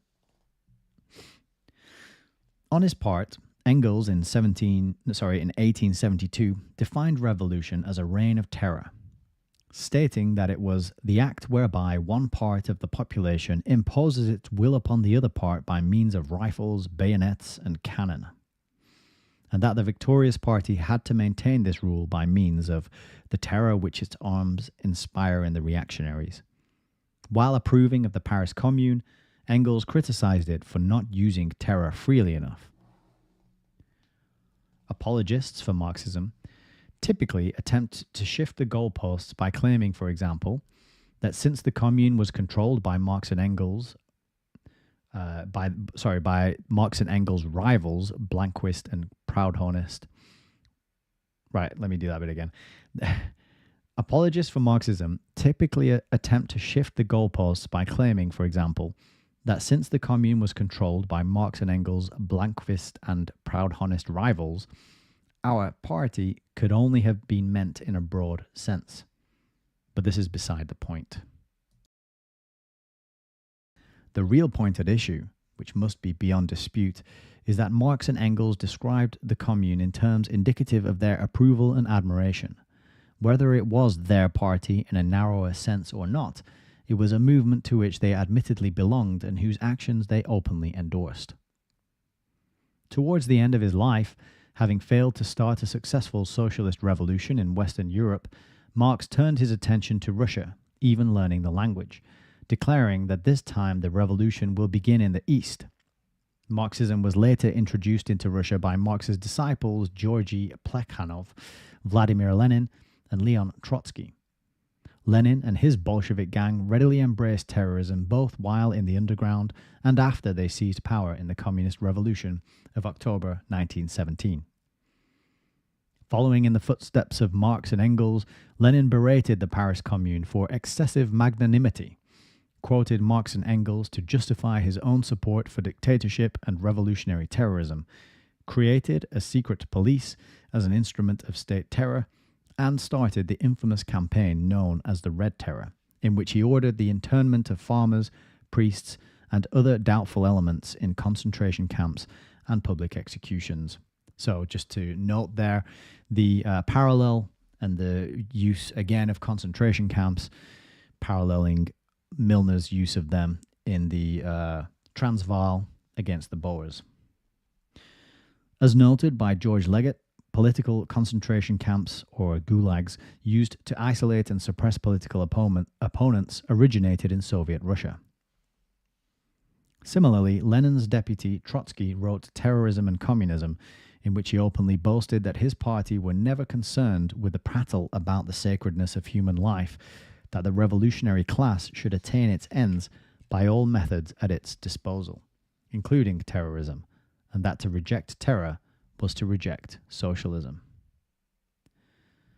Another leading figure in Lenin's socialist regime was Nikolai Bukharin, who claimed that terror was a permanent principle of socialist organization. In his turn, Cheka head Felix Dzerzhinsky said in an interview published in the official Novaya Zhin, quote, "We stand for organized terror. This should be frankly admitted." Meanwhile, China's Moscow-backed Mao Zedong declared in 1927 that it was necessary to bring about a reign of terror all over the country. Marxist, Leninist, Maoist terrorism later spawned a wide range of terrorist movements from the German Baader-Meinhof gang, which was controlled by East Germany's Marxist intelligence chief Marcus Wolf, and the Italian Red Brigades, to the Peruvian Shining Path and many others. Even movements generally deemed nationalist have frequently been either initiated or subsequently taken over by Marxists and other socialists. Irish nationalism, which was diverted for socialist purposes at an early stage, is a case in point. Socialist Republican elements like Irish Republican Army, the IRA, leader James Connolly, had already infiltrated the movement in the early 1900s.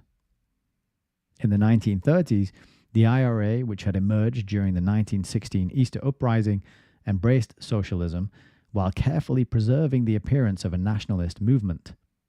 In the 1970s, while denying being Marxist or communist, the Provisional IRA committed itself to a socialist Ireland. PIRA's political wing, the Provisional Sinn Féin, described itself as a movement, quote, "totally committed to revolution right across the board from top to bottom." Former PIRA leader Gerry Adams proudly proclaimed that the Republicans' aim was to establish a socialist state. It must be noted that the words top to bottom expose the essential characteristic of all socialist movements as undemocratic programs imposed from above on the unsuspecting masses. The Irish, Basque, and Kurdish cases are just some of the many examples of national independence movements being cynically hijacked and converted into instruments of international socialism, whose ultimate aim is to abolish the nation state. This, of course, is not unconnected with the fact that the right has all but given up on national interests and has surrendered the initiative to the left. The predictable result is that instead of having sovereign nations, mankind is inexorably moving towards a socialist world state. Yeah.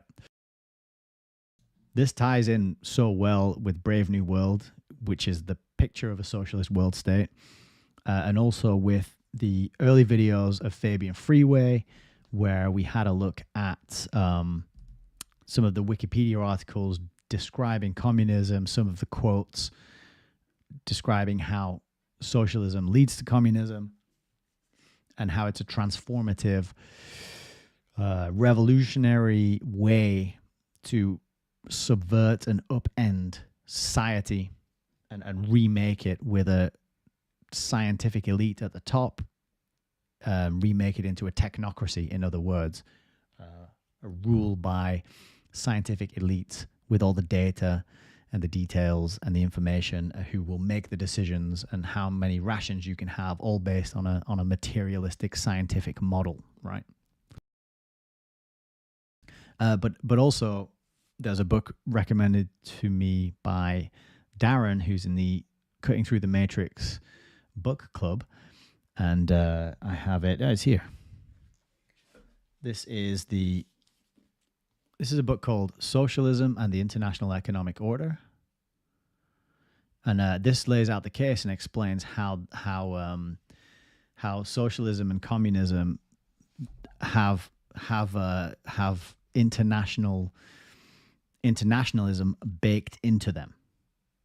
Okay, so you don't just roll out socialism or roll out communism in one place. It has to expand. It has to grow. It has to eventually become an international, global, world situation. Okay, so this is why you see in Brave New World that they live inside a world state which has 10 people controlling the different areas and districts of that world state.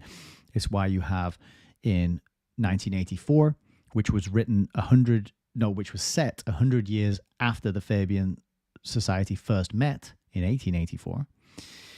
You have this world system of control with fake imaginary wars that are perpetual and never ending, because that's the way by which they can keep the economy going, keep people scared, keep people in fear, which helps to keep them under control, versus the Brave New World dystopia, where people are conditioned to engage in sports which require expensive equipment and convoluted pieces of machinery, and also those sports are practiced outside in outside the cities, in the living places, out in the countryside, so that forces people to spend money on travel, and also keep buying the equipment and the stuff that they need to play those sports, which stimulates the economy and keeps things ticking over. And there's also a policy of never repairing clothes. They have a saying which is ending is better than mending. And so instead of mending your clothes, just chuck it out and buy a new one, right? If you get a hole or something, just it's gone. Buy yourself a new garment. So very interesting. The two pictures, the fictional ideas of this sort of socialist world state baked into the ideology, the aspirations and the goals of the communists and the socialists. You can read about them in the books 1984 and Brave New World. And if you don't want to read the book Brave New World itself, you can listen to my conversation with Melissa, which will be posted later this week. Anyway, let's get back to the book and continue. So, this is Socialism and Dictatorship. By most accounts, Marx was an overbearing and authoritarian character who did not tolerate opposition or dissent in any form. According to police reports, his dominant characteristic was a boundless ambition and desire for domination.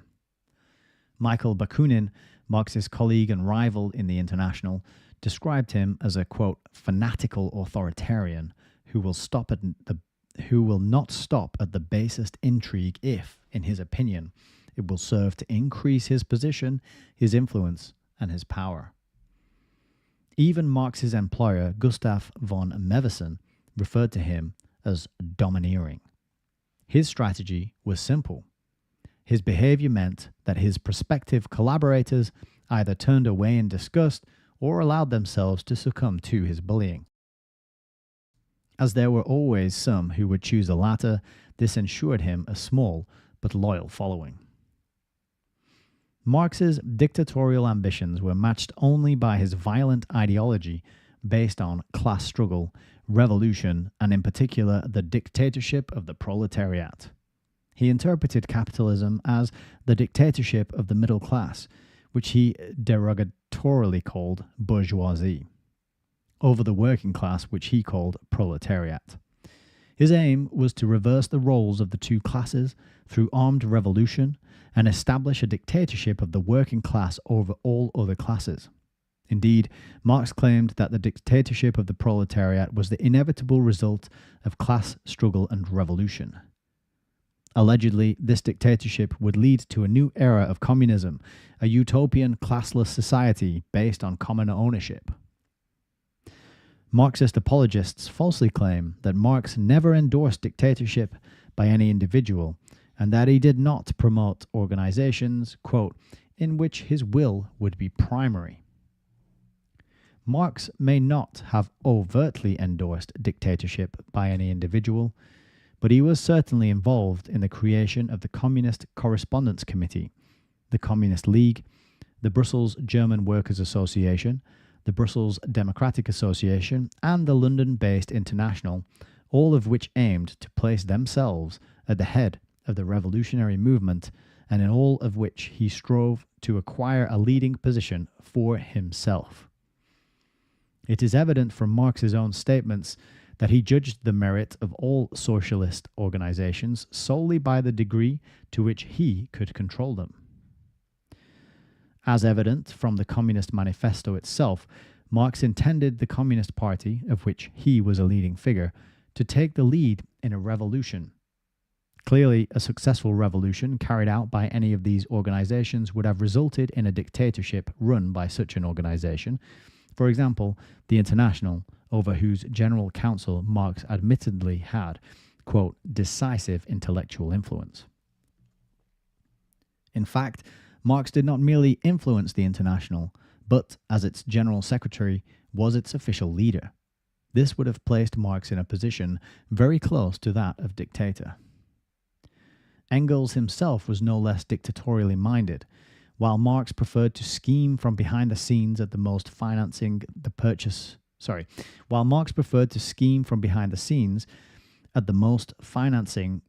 of arms for socialist revolutionaries in Brussels or calling for class war against the bourgeoisie in Vienna, Engels, who went by the sobriquet the General, took active part in armed insurrection with the clear intention of converting Germany's democratic constitutional revolution into a socialist republican coup and imposing his own minority or personal agenda.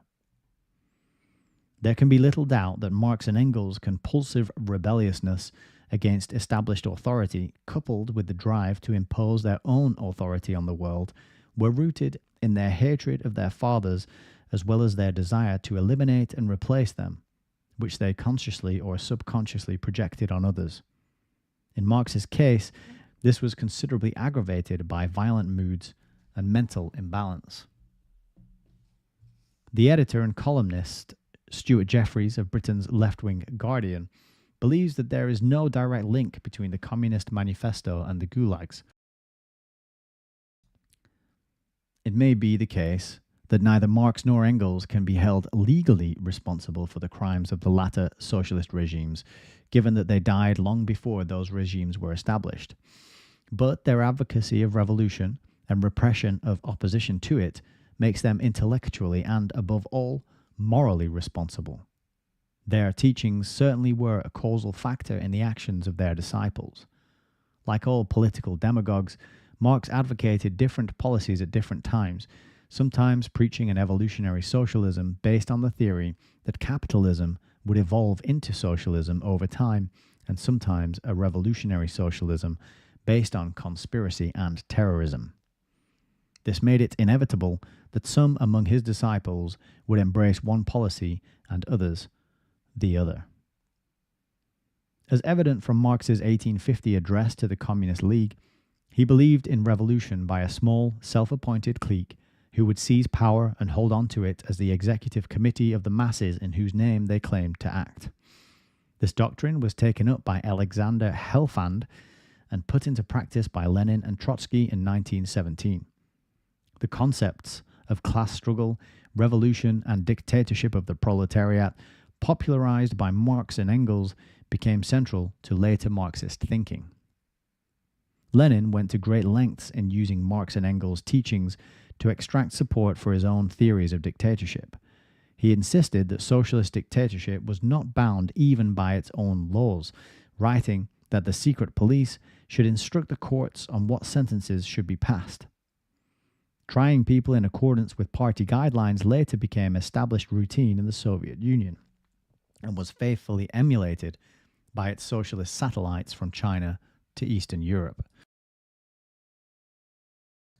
This, of course, was based on Marx's dismissive comments on the rule of law as obsolete verbal rubbish. In Marx's view, the law in socialist society was not to be above political considerations. Lenin taught that socialist revolutionaries must be merciless and ruthless. As he put it, the proletarian dictatorship had to be cruel, stern, bloody, and painful. As the black leather-clad Cheka, originally the All-Russian Extraordinary Commission for Combating Counter-Revolution and Sabotage, was the official instrument of state terror established to crush all opposition, it requires no great mental effort to grasp what socialist, quote, dictatorship of the proletariat meant in practice, regardless of what it might have meant in theory. But it is not the case that Marxist doctrines were merely employed by power-obsessed fanatics like Lenin and Stalin to legitimize their totalitarian practices. As pointed out by R.G. Wesson and others, authoritarianism is inherent in Marxism.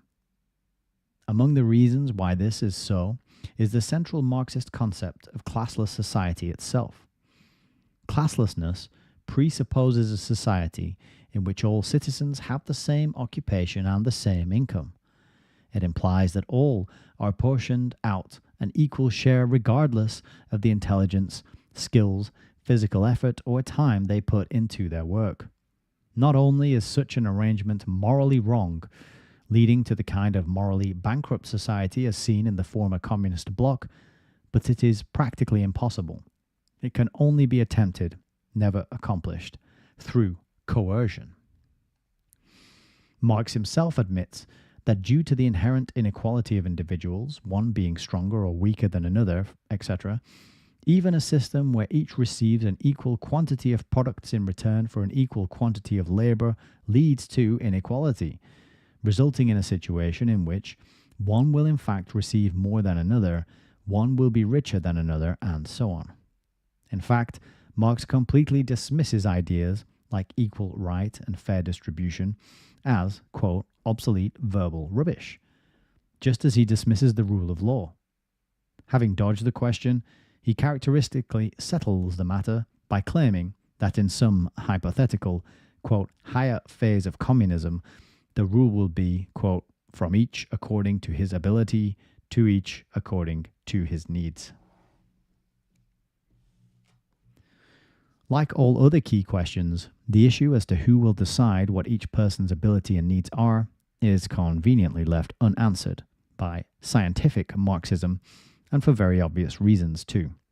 It would be the Communist Party, Marx's own organization, who will have control over these and other matters. As the Communist Manifesto declares, all capital and means of production were to be concentrated in the hands of the state. As representative and executive power of the state, the Communist Party, Marx and Engels' own clique, would have been the dispensing authority. As is well known, this was the case of Soviet Russia and other communist regimes in the 20th century. Yet to admit this much would have amounted to admitting that socialism is not only a dictatorial, but a totalitarian system.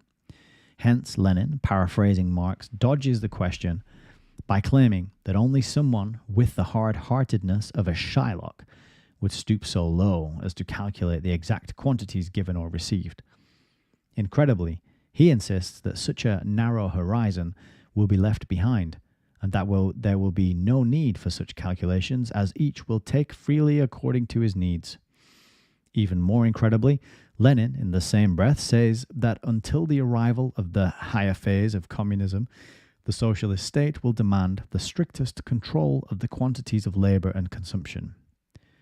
In a fit of Orwellian doublethink or schizophrenia, by now typical of Marxist thinkers, what had been dismissed only a few sentences before as the hard-heartedness of a Shylock was now admitted to be official policy of the socialist state.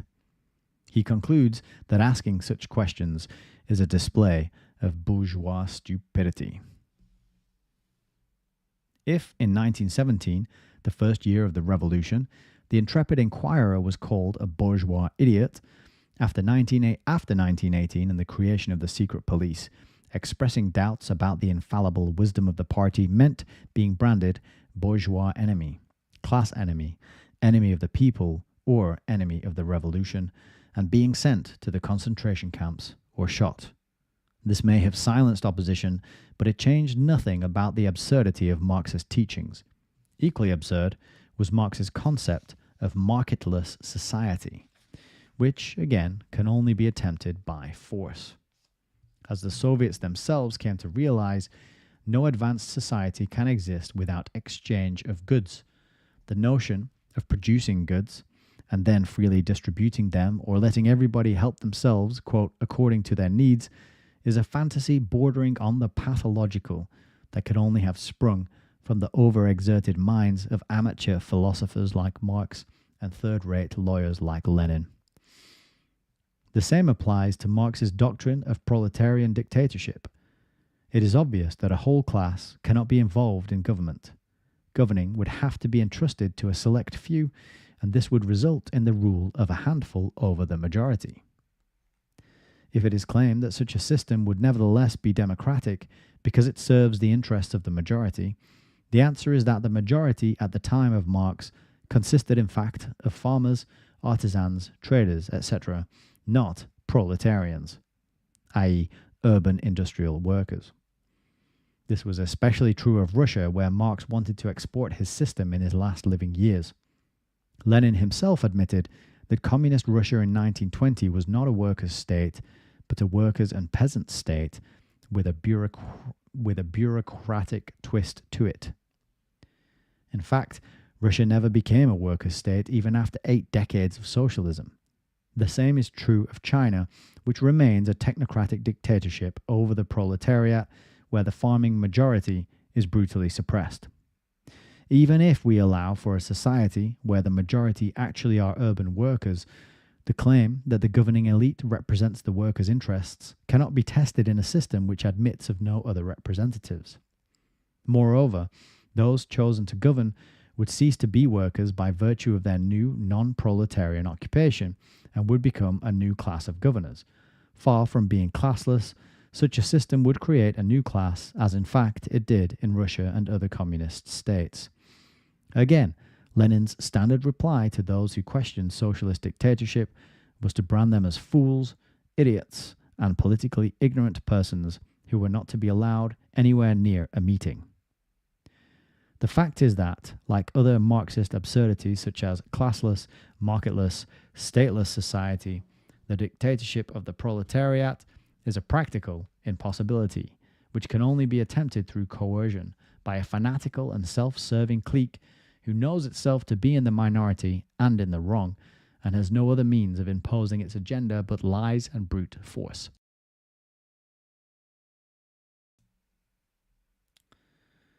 It demonstrates that Marxism is an authoritarian and dictatorial as its inventor. It demonstrates that Marxism is as authoritarian and dictatorial as its inventor, and it exposes socialism's true aim, namely to create a new governing class and take over political power on behalf of a self-serving elite. Indeed, middle-class Marxists from Marx to Lenin insisted on a proletarian dictatorship because, unlike farmers who had no interest in state ownership of land and whom Marx therefore dismissed as a sack of potatoes, industrial workers had nothing to lose, and because these Marxists knew that, ultimately, they themselves would be in charge, not the workers. Like their successors, Marx and Engels had no intention to place themselves under anyone's authority, even less to join the ranks of the working classes. Far from being a working man, Marx himself employed a private secretary and a female servant. Professor Walicki concedes that Marx was possibly the most extreme utopian because he advocated common ownership, abolition of market exchange, etc., without supporting his views by any scientific arguments whatsoever. That Marx was a utopian fantasist ought to be beyond dispute. After all, he had started his career as a utopian. In 1845, he wrote that in communism, nobody has one exclusive sphere of activity, so that it would be possible for everybody to do one thing today and another tomorrow, to hunt in the morning, fish in the afternoon, rear cattle in the evening, criticize after dinner. Equally beyond dispute must be that a system which is unsupported by scientific argument is not a scientific system. But Marx was not only a utopian, but one who falsely claimed to be a scientist. It is clear that Marx, who held a degree in philosophy, was perfectly capable of rational and logical reasoning. Therefore, he must have been aware of the fact that his theories did not hold water and could not be supported by scientific or even philosophical and logical arguments. This is why, despite falsely describing his opinion-based system as scientific, he never explained key concepts like dictatorship of the proletariat, choosing instead relentless and savage critique of others, including socialist rivals, as a device for covering up his own fallacies or lies. A typical Marxian tactic was to read during the day and impose his half-digested and sometimes plain false knowledge on his interlocutors, often during night-long drinking bouts. An excellent exposé of Marx as a clever, power-obsessed charlatan is provided by Gustav Techow, a Prussian officer who, as a Republican and chief of the general staff of the Palatine Revolutionary Army, was a potential ally of Marxist communists. Marx's fraudulent behavior is obvious from other evidence, showing, for example, that he plagiarized his Communist Manifesto from a work titled Principles of Socialism, Manifesto of Democracy in the 19th Century, written 5 years earlier by French utopian socialist Victor Considerant. This was no isolated incident. Passing off material lifted from others as his own work was a characteristic Marxian habit. Even his newspaper articles were in large part written by Engels. On balance, the inescapable conclusion is that Marx was a fraud. And if Marx was a fraud, Marxism too was a fraudulent project. Indeed, given its far-reaching social, economic, and political implications, Marxism may be regarded as the intellectual fraud of the 19th century, if not of history. Marxism is a fraudulent project not only because it claims to be scientific when patently it is not, but also because its predictions about a better society under Marxist rule have been refuted by events. The Marxist prediction that socialist revolution will lead to an ideal communist society has turned out to be a false prophecy. Faced with its own internal inconsistencies and contradictions, as well as hard facts, Marxism has become like a faith-based messianic religion, with Marx and his successors as central figures, that promises salvation on earth. But while the ideal society promised by messianic religion, for example, a peaceful and happy society governed by righteousness like the kingdom of God in Christian tradition, may conceivably become reality, especially in the hereafter, the utopian society promised by Marxism is positively a society that never comes. As Francis Wheen has shown, the best way to expose the real Marx is by quoting his Capital, that Bible of scientific socialism, which tells a lot about Marx's views on capitalism, but scarcely anything on what he meant by socialism's promised land of stateless, classless, marketless, moneyless society. For example, Marx wrote on the relative form of value. As a use value, the linen is something palpably different from the coat.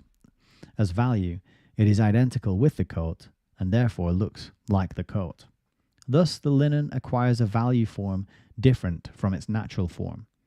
Its existence as a value is manifested in its equality with the coat, just as the sheep-like nature of the Christian is shown in his resemblance to the Lamb of God. Apologists for Marx have claimed that he was being humorous. That may be so, but quite apart from the fact that this was supposed to be a serious scientific work, as Marx himself was forced to acknowledge, his Capital was received with silence. There was a very good reason for this. That capitalism was not perfect was common knowledge. No man-made system is. What is remarkable and devastatingly revealing is that Marx's 3-volume magnum opus, which had taken half a lifetime to compose, was silent on what was to replace the capitalist system it criticized. More importantly, socialists of all shades at first defended Marx, only to be forced by the hard facts to acknowledge his astounding fallacies. One of the smarter and more colorful figures among them, Bernard Shaw, published a series of brilliant articles and letters in which he exposed Marx's fallacies of surplus value and class war. Shaw concluded that people understood their own affairs much better than Marx did, and the simple division of society into two classes had as little relation to actual social facts as Marx's value theory had to actual market prices.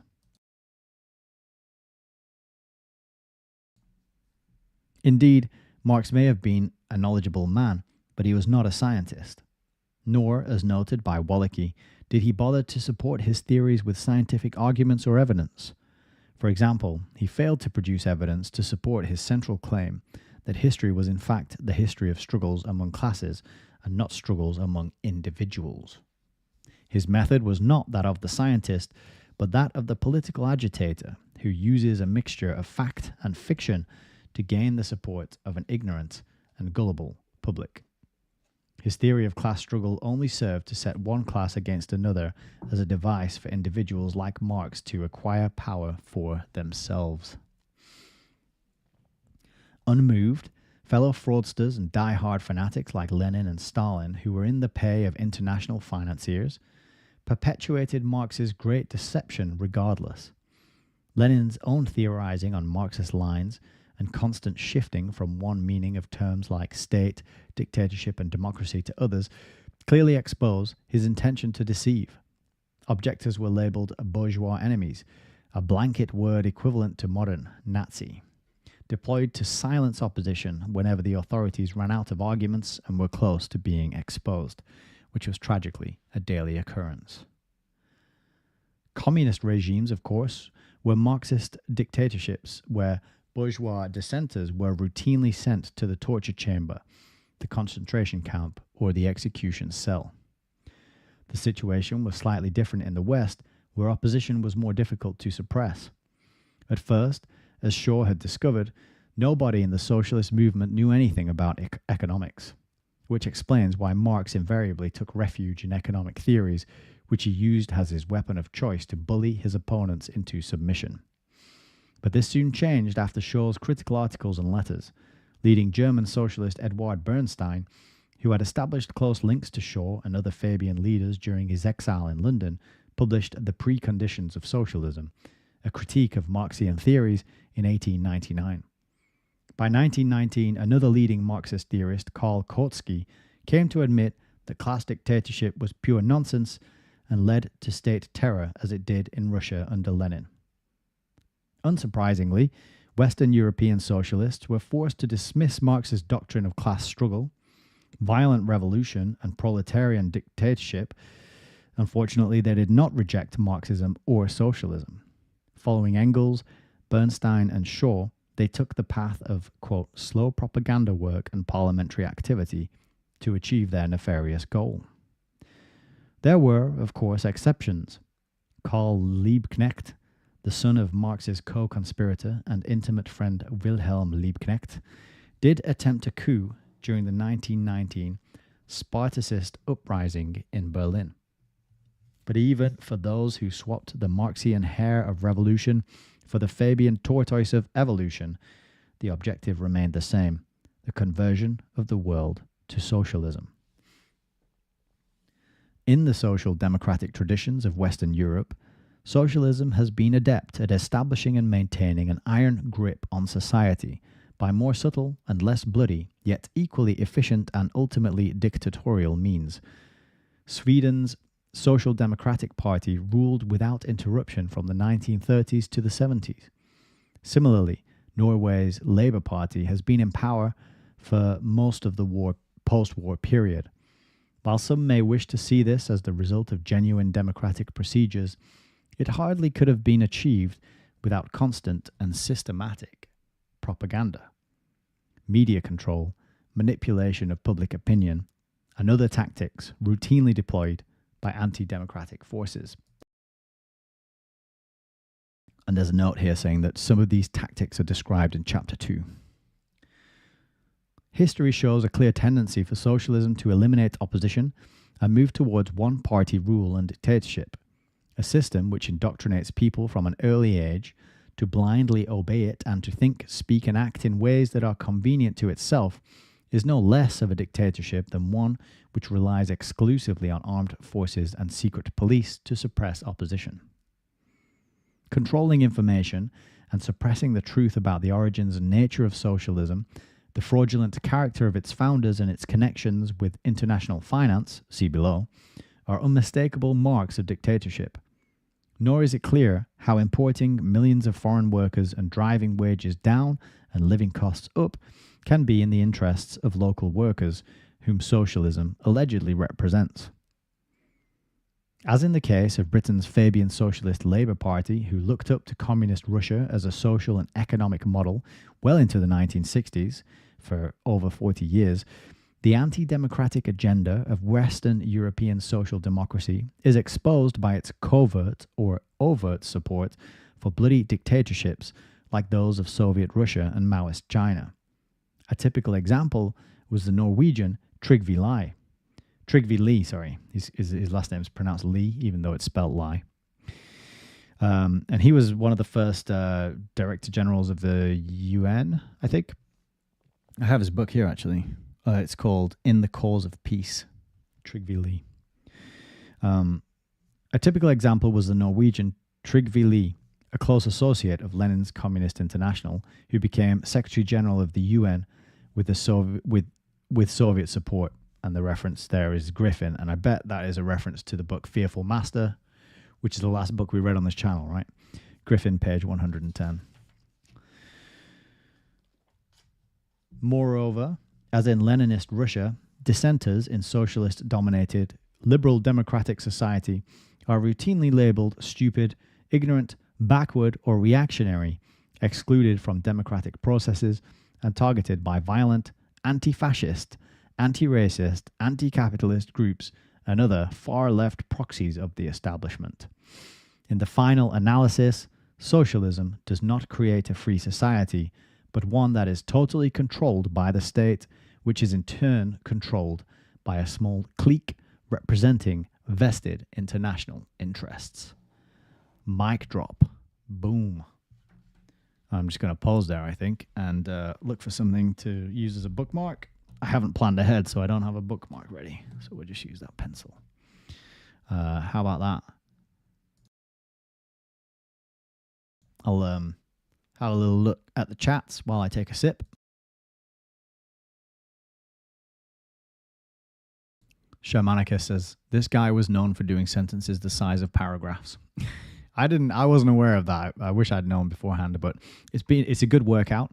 I'm trying to read and maintain the flow and make it easy to understand, but it's tricky sometimes to read these massive sentences aloud when you don't know how long they're going to be and where they're going and how they're going to end, right?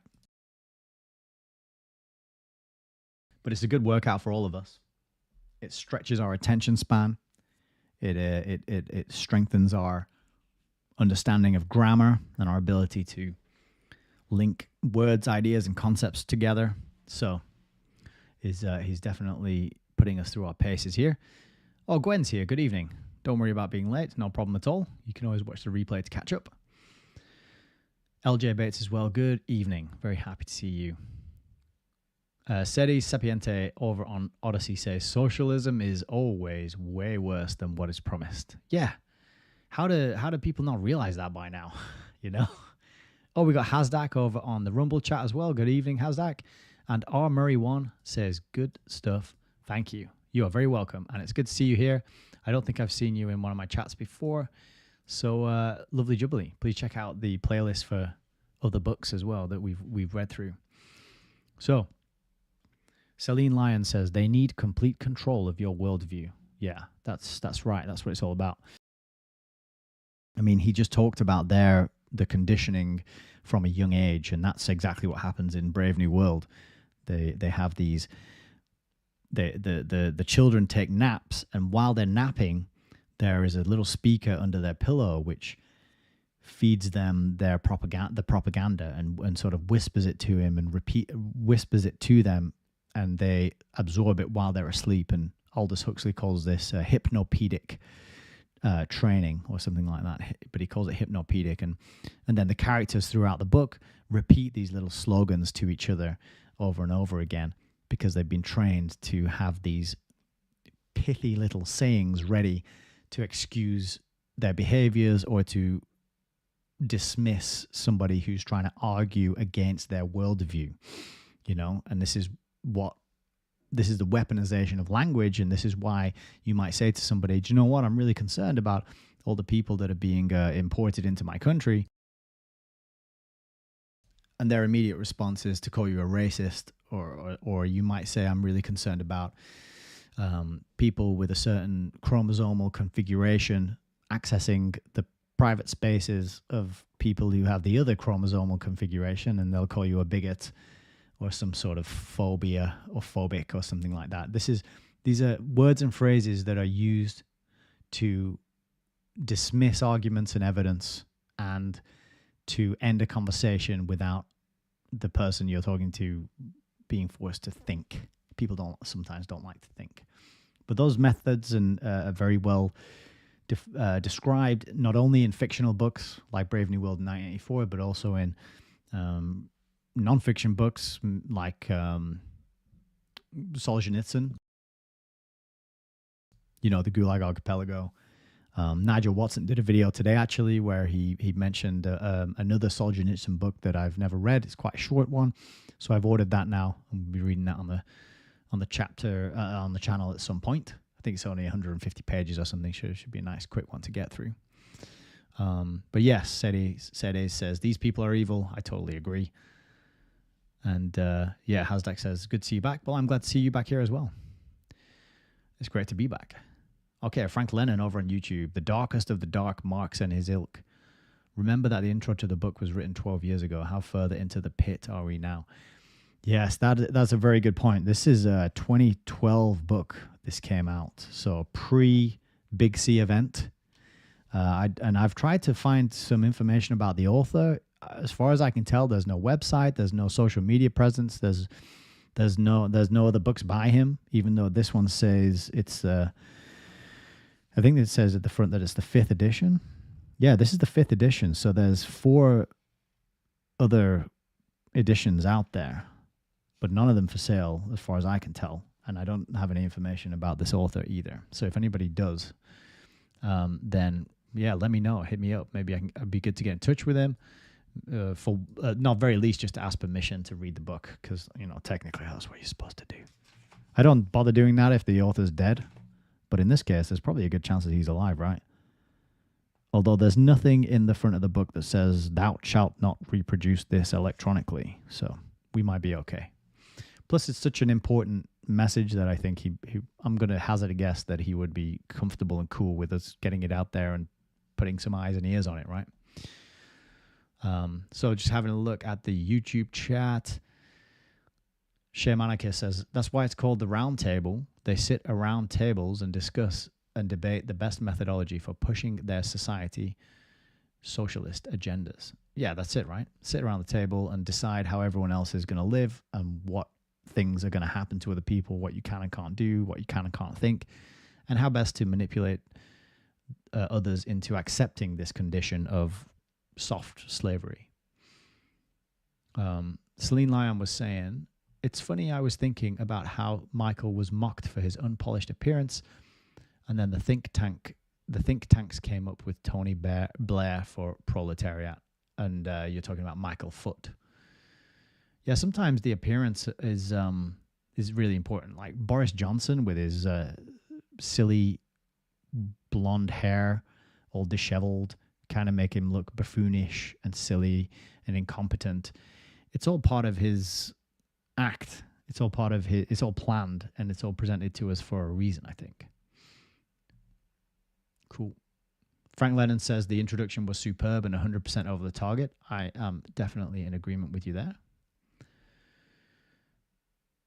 And Blake S. is here as well, who says, good to see you back. Well, I'm very glad to hear you say so. And then Gwen says, look forward to One Day in the Life of Ivan Denisovich. I read it absolutely years ago. Yeah, Gwen. So that was the book that Nigel Watson said we should read here on the channel.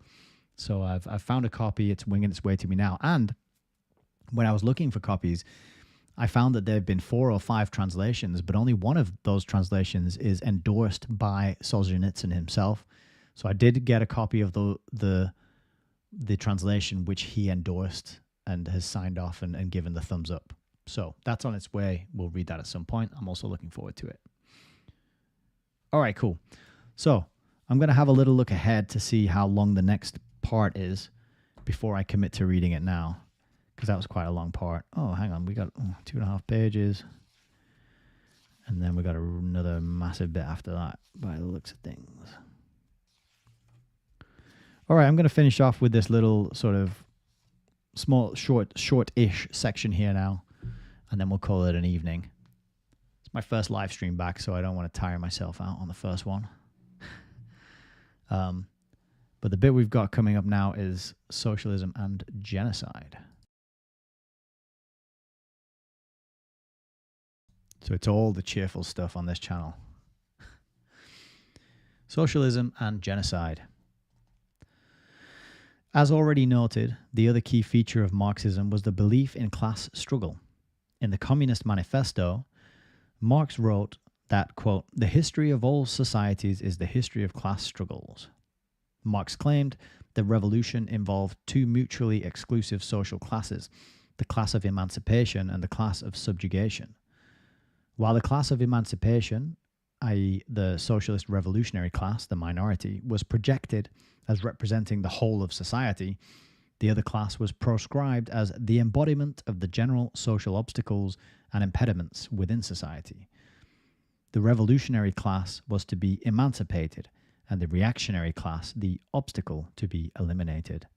This implicitly defined revolution as the liberation of society from one class, providing the basis for the Marxist belief in the extermination of a whole class as a precondition of successful revolution. In addition, early socialists, beginning with Marx and Engels, were social Darwinists who believed that the existing human race had to be replaced by a superior socialist type of man. In his Class Struggles in France, Marx compared his generation to the biblical Jews led by Moses through the wilderness, claiming that it had to perish in order to give way to those who were fit for a new socialist world order. As according to the Bible, large numbers were killed during the Exodus, the genocidal implications are quite clear. Likewise, in 1849, Engels, in the Neue Rheinische Zeitung, wrote that all reactionary, i.e. non-socialist peoples, were destined to perish in the next Revolutionary War in the next Revolutionary World War, presumably at the hands of socialist revolutionaries like himself. Under Lenin and his Russian Communist Party, totalitarianism founded on state terror and genocide as state policy became two of the 20th century's defining ideas. Lenin based his theory of mass extermination on Marx and Engels' twin concepts of dictatorship of the proletariat and class struggle.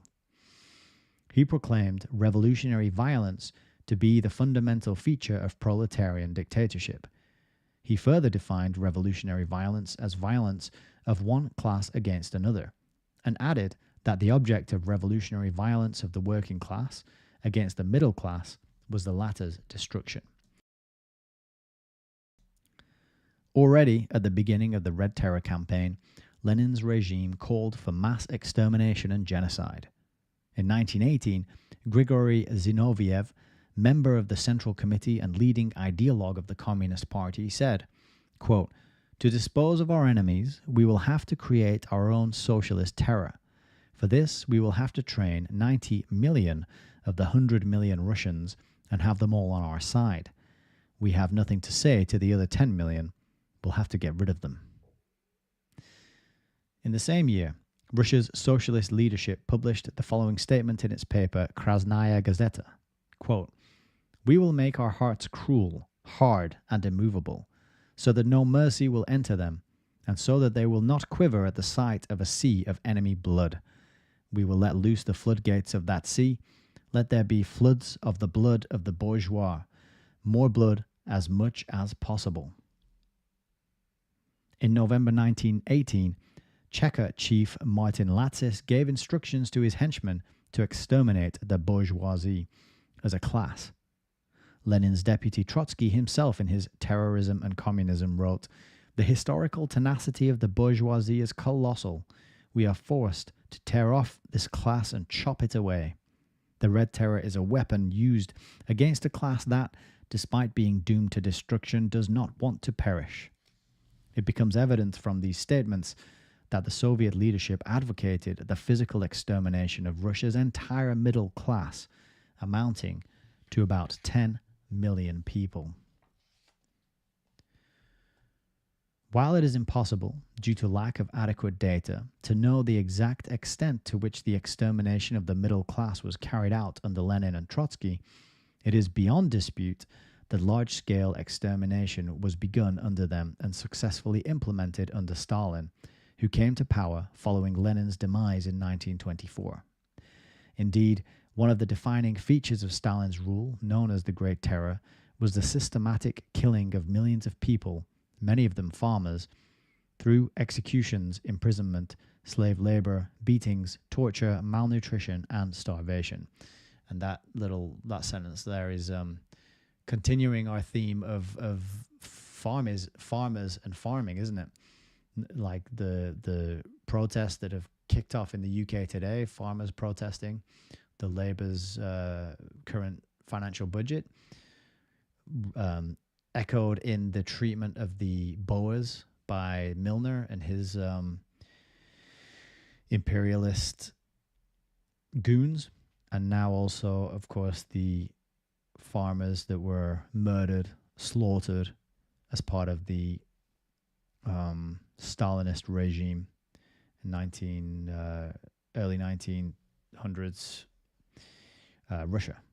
So farmers, it's a risky way to earn your living. While the Tsarist government had executed 3,932 persons for political crimes in nearly a century, between 1825 and 1910, Stalin's socialist regime executed 681,692 persons for anti-Soviet activities in 1 year alone. Wow. Censuses show that the population of the Soviet Union decreased by 9 to 10 million persons in just 7 years. The total number of victims of Russia's socialist regime has been estimated at between 20 million and 62 million. In China, in 1950, soon after seizing power, Mao Zedong launched his own campaign of mass killings by ordering massive arrests, massive killings. In 1955, he devised a 5-year plan for mass arrests and killings. In 1956, Mao sought to surpass the extermination policies of Europe's socialist regimes, declaring that the basic problem with some Eastern European countries was that they did not eliminate all those counter-revolutionaries. Not surprisingly, the total number of victims of China's socialist regime under Mao has been estimated to be over 70 million. Meanwhile, Western Europe, including Britain, was being taken over by a non-violent, gradualist form of socialism that was to prove as deadly as its Marxist, Leninist, Stalinist, Maoist cousins. Among its first victims were between 5 and 6 million Germans who perished as a result of deportation, mistreatment, and starvation at the hands of Allied authorities between 1944 and 1950. The chief architect of the plan resulting in this deliberate genocide was U.S. Treasury Secretary Henry Morgenthau Jr., a supporter of the League for Industrial Democracy. So, side note, that League for Industrial Democracy, the LID, that is described in detail in here, the Fabian Freeway book.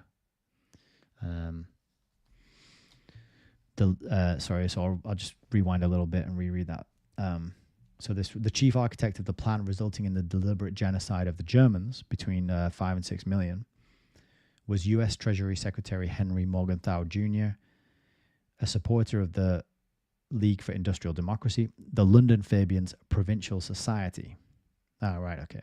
Yeah, so the League for Industrial Democracy, I think, was a U.S. counterpart to the British Fabian Society. But the Americans' eager collaborators included communist Russians and Fabian socialist Britons. As shown in the following chapters, the Morgenthau Plan for Germany is being followed up by the ethnic cleansing, or what some have called bloodless genocide, of Europe's indigenous population by stealth and under the cover of a spurious ideology of racial diversity through state-imposed, gradual mass immigration from non-European countries. Thanks to Europe's political elites, there has been unprecedented immigration from the Indian subcontinent into Britain, from North Africa into France, from Turkey and other parts of the Middle East into Germany, etc. Needless to say, over time, this can only result in the complete replacement of Europe's indigenous population with non-Europeans. Thus, while earlier generations perished in the name of racial purity, entire nations must now disappear for the sake of racial diversity. And that is where I I think we are going to stop for today's stream. A little look ahead for the next section is socialism and international finance, and I think this is where we're going to learn about some of the work done by Anthony Sutton in his book Wall Street and the Bolshevik Revolution, which I think I've unpacked. Yeah, it's over there on the shelf. Let me see if I can point at it. It's that one in the middle. Red. Of course, it's got a red cover and spine on it. Okay. So, how about that start? I think it's not the easiest to read and is not the most engaging, sort of entertaining prose. You know, it's not really attention grabbing, especially not when I've just been reading Brave New World and that's got a narrative and it's all colors and strange words and and characters interacting and conversation and dialogue, right? So it's a real change of gear for me to shift into something like this, but definitely I enjoyed his critique of Marxism and Marx. I don't know how, I haven't checked out the references for his assertions with regards to Marx's character, but the things he was saying about how Marx was domineering, was a bit of a psycho, those things align with the outcome, you know, of his ideology as it was when it was applied, right? So what I'm saying is that assessment of his character aligns with the murder of the millions of people that took place in the Russian Revolution, for example. It's hard to, you know, it wouldn't jive if Marx had this stunning reputation as being kind and wonderful and friendly and open-hearted, you know, that his movement would then lead to massive amounts of genocide, pain, and suffering. So that I found that easy to believe, and I also thought that this obvious problem, or the fact that genocide is baked into the cake when it comes to socialism, because when you use this presupposition of a class war, then the only solution can be the removal of the class that is the problematic class, right? The bourgeoisie in this case. It's just baked into the cake. So kind of like the thing that I often say is that the system is not broken. It's working perfectly. It's been designed to do what it's doing. It's a similar sort of thing I feel with this assessment of communism, Marxism, Leninism, and socialism. They're all designed to bring about a certain outcome. And when you look at the history, what are the outcomes that have been achieved? Well, you know, it's not pretty. The outcomes are not good, especially not for farmers, right? And we're kind of living through another attack upon farmers right now. Not just here in the UK, it's been going on in other European countries for much longer. It's just happened to be here at the moment. So yeah, very amazing how all this stuff ties in, isn't it? And links together.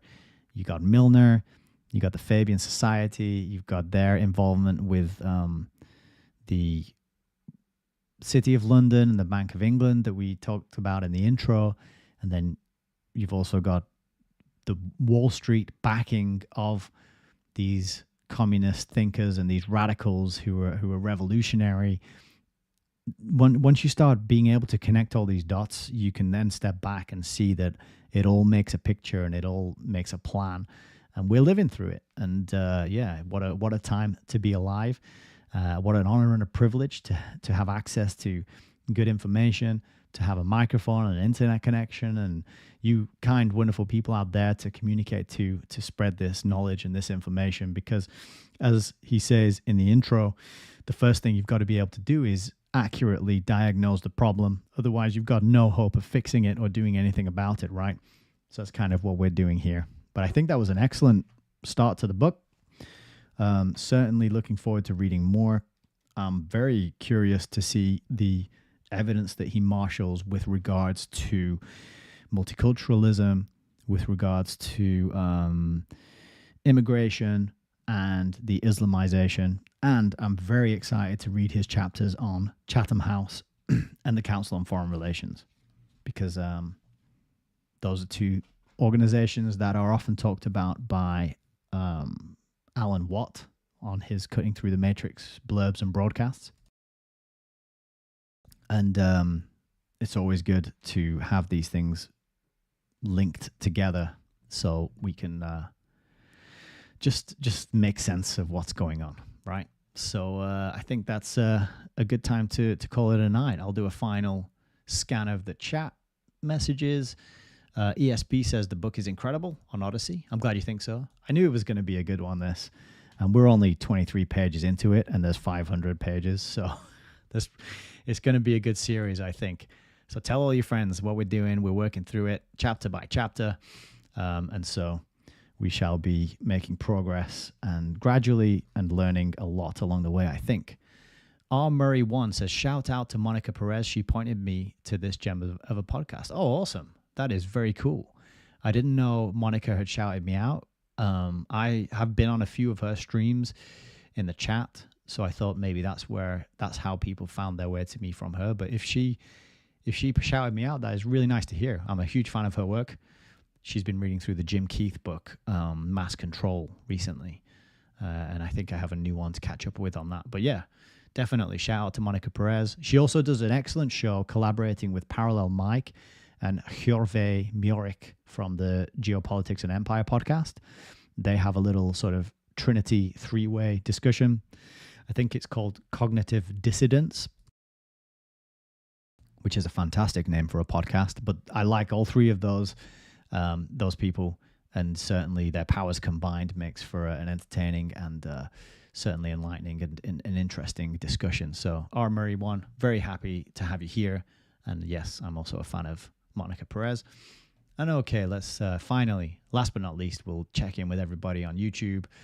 We got Gwen, we got Blake. I mentioned Frank, Elizabeth, Trevor McDonald as well, and LJ and Celine Lyon. Hope you're all doing well. You're all very welcome, and it's very good to be back doing this again. So, what else have I got to say? When am I going to do the next video? I'm not sure yet. I'm still settling into and finding a routine, but I will definitely do at least one more video this week.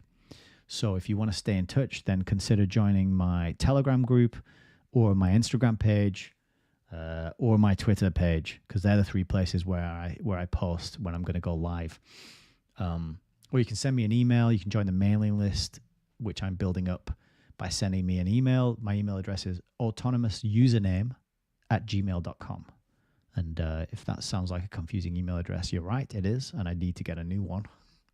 But it's going to be on the screen for the outro in a moment, so keep an eye out for that. You can stay in touch with me. Find out when the next broadcast is going to be. I'm penciling in. It'll be another weeknight.